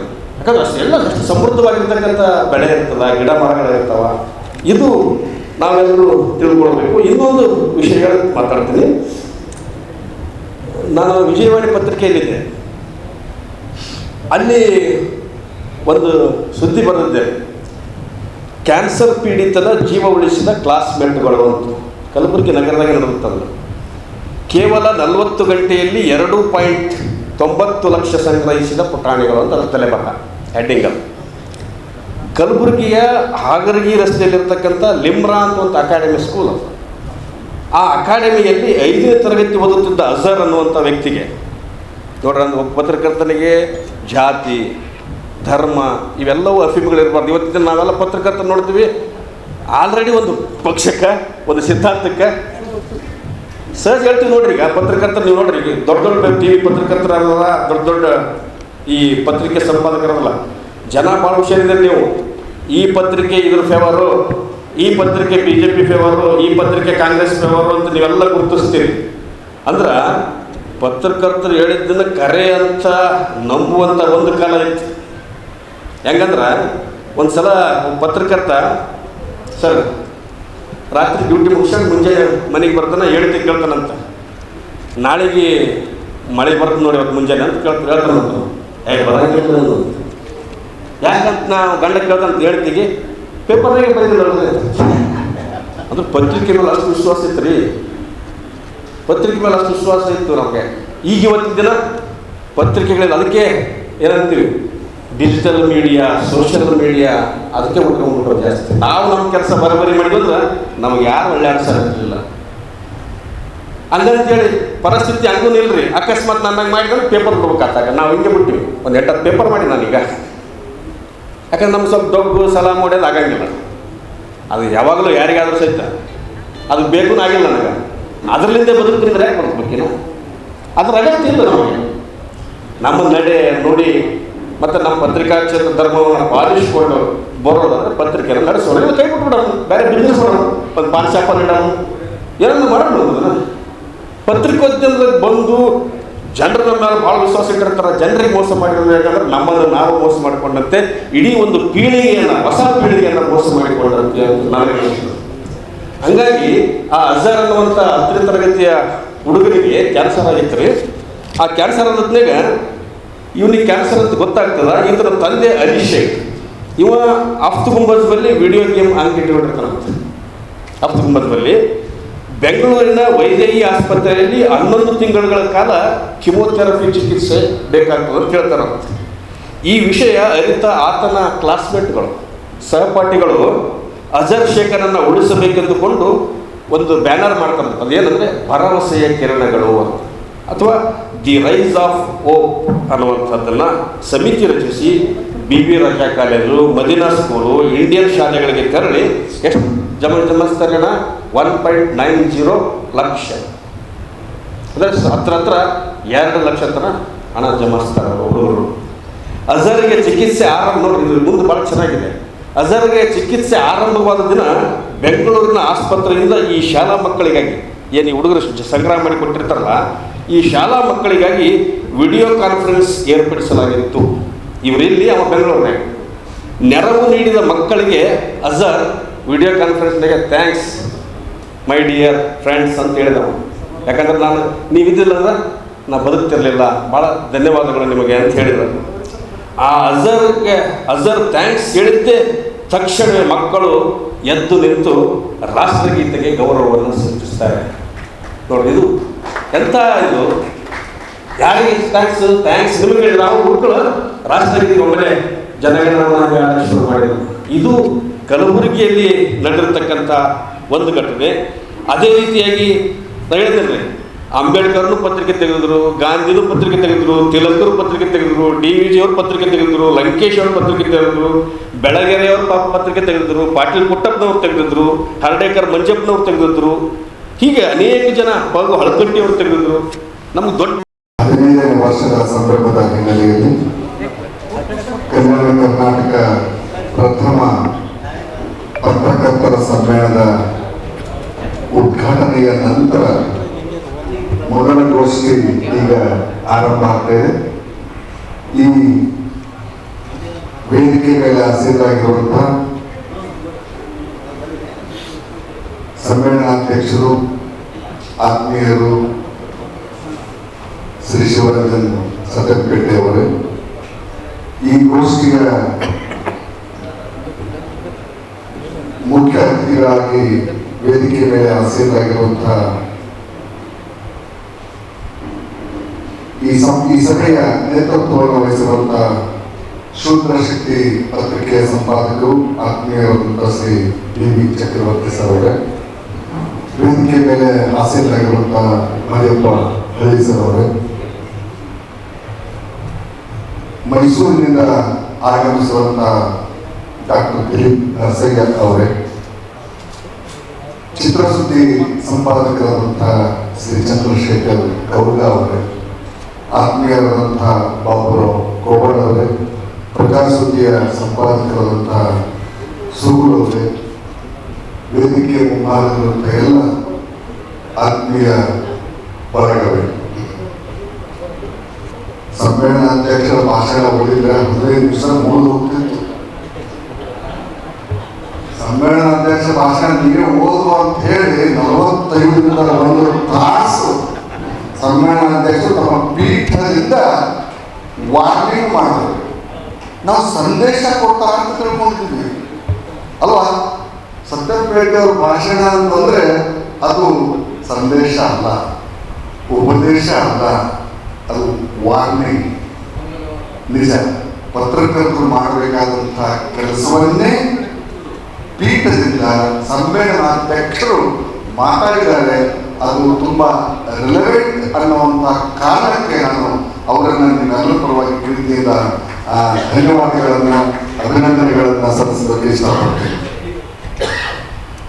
ನಾನು ಸತ್ಯಪೇಟೆಯವರ ಬಗ್ಗೆ, ಅವರ ಬದುಕಿನ ಬಗ್ಗೆ, ಬರಹದ ಬಗ್ಗೆ ಮಾತಾಡಬೇಕು. ಈಗಾಗಲೇ ಸತ್ಯಪೇಟೆ ಅವರು ಮಾತಾಡ್ತಾ ನಾವೆಲ್ಲ ಖಾಸ್ ಮಾತುಗಳನ್ನು ಅವರು ಬಿಚ್ಚಿಟ್ಟಿದ್ದಾರೆ. ನಾನು ಹಾಗಾಗಿ ಹೆಚ್ಚು ಮಾತಾಡಕ್ಕೆ ಹೋಗಲ್ಲ. ಒಂದು 15 ನಿಮಿಷ ಮಾತ್ರ, 1 ತಾಸು ಮಾತಾಡಬೇಕು ಅಂತ ಅನ್ಕೊಂಡಿದ್ದೀನಿ. ಪತ್ರಕರ್ತ ಅಂದ್ರೆ 100 ಮಂದಿಯೊಡನೆ ದೋಸ್ತಿ, 1000 ಮಂದಿಯೊಡನೆ ದುಶ್ಮನಿ. ಇದು ಪತ್ರಕರ್ತನ ಸಂಗತಿ. ಮತ್ತು ಲಂಕೇಶ್ ಬಗ್ಗೆ ಅವರು ಮಾತಾಡ್ತಿದ್ರು. ಅನೇಕ ಹಿರಿಯ ಸಿದ್ಧಾಂತವನ್ನು ಇಟ್ಕೊಂಡಂಥವರು. ಸ್ವತಃ ಶಿವರಂಜನವರ ಪೂಜ್ಯ ತಂದೆಯವರಾದಂತಹ ಶ್ರೀ ಲಿಂಗಣ್ಣ ಸತ್ಯಪೇಟೆ ಅವರು ಕೂಡ, ಅದು ಲಿಂಗಣ್ಣ ಸತ್ಯಪೇಟೆ ಅಂದ್ರೆ ಒಂದು ರೀತಿ ಬೆಂಕಿ, ಅದು ಉರಿಯುಂಡ ಕರ್ಪೂರ. ಇಡೀ ತಮ್ಮ ಬದುಕನ್ನ ಮಾಧ್ಯಮದ ಮೂಲಕ ಜನಸಾಮಾನ್ಯರಿಗೆ, ದೀನ ದಲಿತರಿಗೆ, ಧ್ವನಿ ಇಲ್ಲದವರಿಗೆ ಅವರು ಧ್ವನಿಯಾಗಿದ್ದರು ಅನ್ನೋದು ನಮ್ಮ ಭಾಗಕ್ಕೆ ಅತಿ ಹೆಚ್ಚು ಹೆಸರಂದ್ರೆ ಅದು ಲಿಂಗಣ್ಣ ಸತ್ಯಪೇಟೆ ಅವರು. ಅದು ಲಂಕೇಶ್ ಪತ್ರಿಕೆಯಲ್ಲಿ ಕೂಡ ಅವರು ಅನೇಕ ಸಂಗತಿಗಳನ್ನ, ವರದಿಗಳನ್ನ ಬರೆದಂಥವ್ರು. ಅವ್ರು ಮಾತಾಡ್ತಾ ಹೇಳಿದ್ರು, ಮನೆಯಲ್ಲಿ ಅಪ್ಪ ಬರ್ತಾರಂದ್ರೆ ಪ್ರತಿ 15 ದಿವಸ ಮನೆಯಲ್ಲಿ ಜಗಳ ಬಂತು ಅಂತ ಅರ್ಥ. ಜಗಳ ಬಂತು ಅನ್ನೋ ಅರ್ಥ, ನಾನು ಆರಂಭಕ್ಕೆ ಹೇಳಿದ್ದು 100 ಮಂದಿಯೊಡನೆ ದೋಸ್ತಿ, 1000 ಮಂದಿಯೊಡನೆ ದುಶ್ಮನಿ. ದುಶ್ಮನಿ ಯಾಕೆ ಬಂತು ಅಂದ್ರೆ ಜನಸಾಮಾನ್ಯರ ಪರವಾಗಿ, ಬಂಡವಾಳಶಾಹಿಗಳ ವಿರುದ್ಧವಾಗಿ ಬರೆಯುವಂತಹ ಕಾಲಘಟ್ಟದೊಳಗೆ ಸತ್ಯಪೇಟೆಯವರು ಬರೋಲ್ಲ. ಅದರ ಉತ್ತರಾಧಿಕಾರಿಯಾಗಿ ಲಿಂಗಣ್ಣ ಸತ್ಯಪೇಟೆಯವರ ಮುಂದುವರಿದ ಉತ್ತರಾಧಿಕಾರಿ ಅಂದರೆ ವಿಶ್ವನಾಥ ಸತ್ಯಪೇಟೆ, ನೆಕ್ಸ್ಟು ಶಿವರಂಜನ್ ಸತ್ಯಪೇಟೆ, ಇಬ್ಬರು ಆ ಮಾಧ್ಯಮವನ್ನ ಮುನ್ನಡೆಸುವಂತಹ ನಿಟ್ಟಿನಲ್ಲಿ ನಾವು ಈ ಸುಮಾರು 30-35 ವರ್ಷದ ಕಾಲಘಟ್ಟದಲ್ಲಿ ನಾವು ನೋಡ್ತಾ ಇದ್ದೀವಿ. 1992, 93, 94 ಸಂದರ್ಭದಲ್ಲಿ ನಾವೆಲ್ಲ ಕ್ರಾಂತಿ ಪತ್ರಿಕೆಯಲ್ಲಿ ವರದಿಗಾರರಾಗಿ ಕೆಲಸ ಮಾಡಿಲ್ಲ. ಅದಾದ ನಂತರ ಕೆಲಸ ಮಾಡೋದಕ್ಕೆ ಶುರು ಮಾಡಿದ್ದೀವಿ 94 ನಂತರ. ಆದರೆ ಆ 92, 93, 94 2 ವರ್ಷ ನಿರಂತರವಾಗಿ ಪ್ರತಿ ಭಾನುವಾರ 4 ಜನ ಅಂಕಣವನ್ನು ಬರೆದಿದ್ವಿ. ನಾನು ಮೈನಾ ಕಾಲ ಅಂತ ಬರ್ತಿದ್ದೆ, ಪ್ರಭಾಕರ್ ಜೋಶಿ ಅವರು ತೆಕ್ಕಿದ ಹೆಜ್ಜೆಯನ್ನು ಅಂತ ಬರ್ತಿದ್ರು, ಡಾಕ್ಟರ್ ಎಂ ಜಿ ದೇಶಪಾಂಡೆ ಅವರು ಬೆಂಕನ ಪ್ರಸಂಗ ಅಂತ ಬರ್ತಿದ್ರು. ಶಹಾಪುರದಿಂದ ಪ್ರತಿ ಶನಿವಾರ ಕೈಯಿಂದ ಬರೆದು, ಅವರ ಅಕ್ಷರ ಅಂತೂ ತುಂಬಾ ದೊಡ್ಡ ಅಕ್ಷರ, ಶಿವರಂಜನ್ ಸತ್ಯಪೇಟೆ ಅವರು ಒಂದು ಅಂಗಣ ಬರ್ತಿದ್ರು. ಆ ಅಂಗಣದ ಹೆಸರು ಬೆಟ್ಟದ ಮೇಲೊಂದು ಮನೆಯ ಮಾಡಿ. ಹಾಗೆ ಅಂಕಣ ಬರೆಯುವುದಕ್ಕೆ ಆರಂಭ ಮಾಡಿದ ನಂತರ ನಾವೆಲ್ಲ, ಅದಕ್ಕಿಂತ ಮುಂಚೆ ನಾವೆಲ್ಲ ಗೆಳೆಯರು, ಆದರೆ ಮಾಧ್ಯಮ ಮತ್ತು ಸಾಹಿತ್ಯವನ್ನು ಏಕಕಾಲಕ್ಕೆ ಸರಿದೂಗಿಸಿಕೊಂಡು ಹೋಗುವಂತ ನಿಟ್ಟಿನೊಳಗೆ ನಾವು ತುಂಬಾ ಆತ್ಮೀಯರಾದಿವಿ. ಅಲ್ಲಿಂದ ಅವರ ಮನೆಗೆ ಹೋಗುವಂಥ, ಅವ್ರ ಮನೆಗೆ ಚಹಾ ಕುಡಿಯುವಂಥ, ಊಟ ಮಾಡುವಂಥ ನನ್ನನ್ನು ಲಿಂಗಣ್ಣ ಸತ್ಯಪೇಟೆಯವರು ಕೂಡ ಒಬ್ಬ ಮಗನಂತೆ, ಒಬ್ಬ ಸಹೋದರನಂತೆ, ಶಿವರಂಜನ್ಗೆಲ್ಲ ಅಂತಂದ್ರಪ್ಪ ನೀವೆಲ್ಲ ಒಂದೇ ಜಾಗ ಹುಟ್ಟಿದವರು ಅನ್ನುವಂಥ ಮಾತನ್ನ ಹೇಳುವ ಮೂಲಕ ನನ್ನನ್ನು ಕುಟುಂಬದ ಸದಸ್ಯನ ರೀತಿಯಲ್ಲಿ ನೋಡ್ತಿದ್ರು. ಹಾಗೆ ನೋಡುವಾಗೆಲ್ಲ ಅವ್ರ ಜೊತೆಗೆ ನಾವೆಲ್ಲ ಮಾತಾಡುವಾಗ, ಬರಹಕ್ಕೆ ಇಳಿಯುವಾಗ ಅನಿಸಿದ್ದೇನೆಂದ್ರೆ, ನಾವೆಲ್ಲ ಪತ್ರಕರ್ತರು ಇಷ್ಟೊತ್ತಲ್ಲ ಶಿವರಂಜನರೆಲ್ಲವನ್ನ ಜಗತ್ತನ್ನ ಬೆತ್ತಲೆ ಮಾಡಿದ್ರು. ನಾವಿವತ್ತು ಮಾತಾಡ್ತೀವಿ, ನಮ್ಮೂರಿಗೆ ಆಸ್ಪತ್ರೆ ಇಲ್ಲ ಅಂತ ಮಾತಾಡ್ತೀವಿ, ನಮ್ಮೂರಿಗೆ ಆಸ್ಪತ್ರೆ ಬೇಕು ಅಂತ ಒತ್ತಡ ಹಾಕ್ತೀವಿ, ಪ್ರತಿಭಟನೆ ಮಾಡ್ತೀವಿ. ಸರ್, ಆಸ್ಪತ್ರೆ ಅಂದರೆ ಅದು ಅಲ್ಲಿ ಅನಾರೋಗ್ಯ ಜಾಸ್ತಿಯಾಗಿ ಮಾತಾಡ್ತಾರೆ. ಆಸ್ಪತ್ರೆ ಬೇಕು ಅಂತ ನಾನು ಬೇಡ ಅಂತ ಅನ್ನೋಂಗಿಲ್ಲ. ಆಸ್ಪತ್ರೆ ಅನ್ನೋದು ಅನಾರೋಗ್ಯ ಜಾಸ್ತಿ ಆಗಿದೆ, ನಮ್ಮ ಆರೋಗ್ಯ ಹದಗೆಡ್ತಾ ಇದೆ, ಅದಕ್ಕೆ ಆಸ್ಪತ್ರೆ ಬೇಕು ಅಂತ ಮಾತಾಡ್ತೀವಿ. ನಾವು ಅನಾರೋಗ್ಯಕ್ಕೀಡಾಗಬೇಕಾ ಅಥವಾ ಆರೋಗ್ಯದ ಕಡೆಗೆ ನಾವು ಲಕ್ಷ್ಯ ವಹಿಸಬೇಕಾ ಅನ್ನೋದು ಪ್ರಮುಖವಾದಂಥ ಸಂಗತಿ. ನಮ್ಮ ಊರಿಗೆ ಪೊಲೀಸ್ ಸ್ಟೇಷನ್ ಒಂದೇ ಇದೆ. ನಗರ ಪೊಲೀಸ್ ಸ್ಟೇಷನ್ ಬೇರೆ, ಗ್ರಾಮೀಣ ಪೊಲೀಸ್ ಸ್ಟೇಷನ್ ಬೇರೆ. ಅಲ್ಲಿ ಸಂಖ್ಯೆ 4 ಜನ ಪೊಲೀಸ್ ಇದ್ದಾರೆ, ಒಂದು 15 ಜನ ಪೊಲೀಸ್ ಇರಬೇಕು. 200 ಜನ ಸೇರಿಸಿ ಅಪಾಯಿಂಟ್ಮೆಂಟ್ ಮಾಡ್ರಿ ಅಂತ ಕೇಳ್ತಿರೋದ್ರೆ, ಪೊಲೀಸ್ ಸ್ಟೇಷನ್ನು ನಮ್ಮ ಮೂರರ ಸಂಖ್ಯೆ, ಕಾಕರ ಸಂಖ್ಯೆ, ದರಡಕೋರ ಸಂಖ್ಯೆ ಜಾಸ್ತಿ ಆಗಿದೆ ಅಂತ ಅರ್ಥ. ಅದನ್ನು ಹೊರತುಪಡಿಸಿ ನಮ್ಮೂರಿಗೆ ಒಂದು ಶಾಲೆ ಕಟ್ಟಿಸಿ, ನಮ್ಮೂರಿನ ರಸ್ತೆಗಳನ್ನು ಅಂದವಾಗಿ ಮಾಡಿ, ನಮ್ಮ ಶಾಸಕರ ಮುಖ ಎಷ್ಟು ಅಂದವಾಗಿ ನುಣುಪಾಗಿದೆಯಲ್ಲ, ಅದರಂತಹ ಅಂದವಾದಂತಹ ನುಣುಪಾದಂತಹ ರಸ್ತೆಗಳನ್ನು ನಿರ್ಮಾಣ ಮಾಡಿ, ನಮ್ಮೂರಿಗೆ ಶಾಲೆ ಕಟ್ಟಿಸಿ, ನಮ್ಮೂರಿಗೆ ಟೀಚರ್ಗಳನ್ನ ಅಪಾಯಿಂಟ್ಮೆಂಟ್ ಮಾಡಿ, ನಮ್ಮೂರಿನ ಭಾಷೆಯನ್ನ ಎತ್ತಿ ಹಿಡಿಯುವಂಥ ನಿಟ್ಟಿನಲ್ಲಿ ಕನ್ನಡ, ಹಿಂದಿ, ಇಂಗ್ಲಿಷ್ ಈ ಕಲಿಸುವಂಥ ನಿಟ್ಟಿನಲ್ಲಿ ಆಲೋಚನೆ ಮಾಡಿ ಅನ್ನುವಂತಹ ಬೇಡಿಕೆಗಳು ಜಾಸ್ತಿ ಆಗಬೇಕಾ, ಯಾವುದು ಜಾಸ್ತಿ ಆಗಬೇಕು ಅನ್ನುವಂಥದ್ದು ನಮ್ಮ ಆಲೋಚನೆಗೆ ಬಿಟ್ಟಿದ್ದು. ಇಂಥ ಹೊತ್ತಿನಲ್ಲಿ ನಮ್ಮ ಸತ್ಯಪೇಟೆಯವರು ಮಾತಾಡ್ತಿದ್ರು ಭಾಷೆ ಬಗ್ಗೆ. ಕನ್ನಡವನ್ನ ನಾವು ಎಷ್ಟು ಮಟ್ಟಿಗೆ ಅದನ್ನ ಅಪಭ್ರಂಶವಾಗಿ ಬಳಸ್ತಾ ಇದ್ದೀವಿ ಅಂತ ಹೇಳಿ ಚಾನಲ್ ಬಗ್ಗೆ ಅವರು ಮಾತಾಡ್ತಾ ಇದ್ರು. ಟಿವಿ ಚಾನೆಲ್ಗಳು ಎಂತೆಂಥ ಪದಗಳನ್ನು ಅವರು ಉಪಯೋಗಿಸ್ತಾರೆ ಅಂತ ಹೇಳಿ ಕನ್ನಡ ಪದಗಳ ಕಗ್ಗೊಲೆ ಆಗ್ತಾ ಇದೆ ಅನ್ನುವಷ್ಟು ಮಟ್ಟಿಗೆ ನಾವು ಮಾತಾಡ್ತೇವೆ.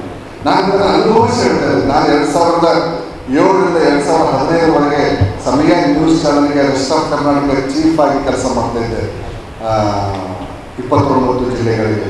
ಅವಾಗ ನಾವು ಟ್ರೈನಿಂಗ್ ಕೊಡುವಂಥ ನಿಟ್ಟಿನಲ್ಲಿ ಹೇಳ್ತಿದ್ವಿ, ನೀವು ಹೇಗೆ ಮಾತಾಡಬೇಕು, ಕನ್ನಡ ಪದಗಳನ್ನು ಹೇಗೆ ಉಪಯೋಗಿಸಬೇಕು, ಎಂಥ ಪದಗಳನ್ನು ನಾವು ಉಪಯೋಗಿಸಬೇಕು ಮಾತಾಡಬೇಕು ಅಂದರೆ ಒಂದು ಸಣ್ಣವಾದಂಥ ಒಂದು ಸೂತ್ರ ಹೇಳ್ತೇನೆ, ತುಟಿ ಅಂಚಿನಲ್ಲಿ ಪದಗಳು ನರ್ತನ ಮಾಡಬೇಕು ಅಂತೇಳಿ.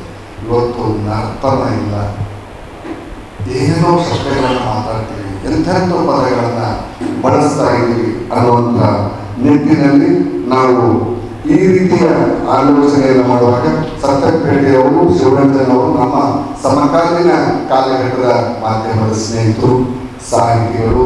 ಅವರು ಹೆಚ್ಚು ಬರೆದದ್ದು ನನಗೆ ತುಂಬ ಇಷ್ಟ ಆಗಿದ್ದು ಯಾವುದು ಅಂದರೆ ಅವರು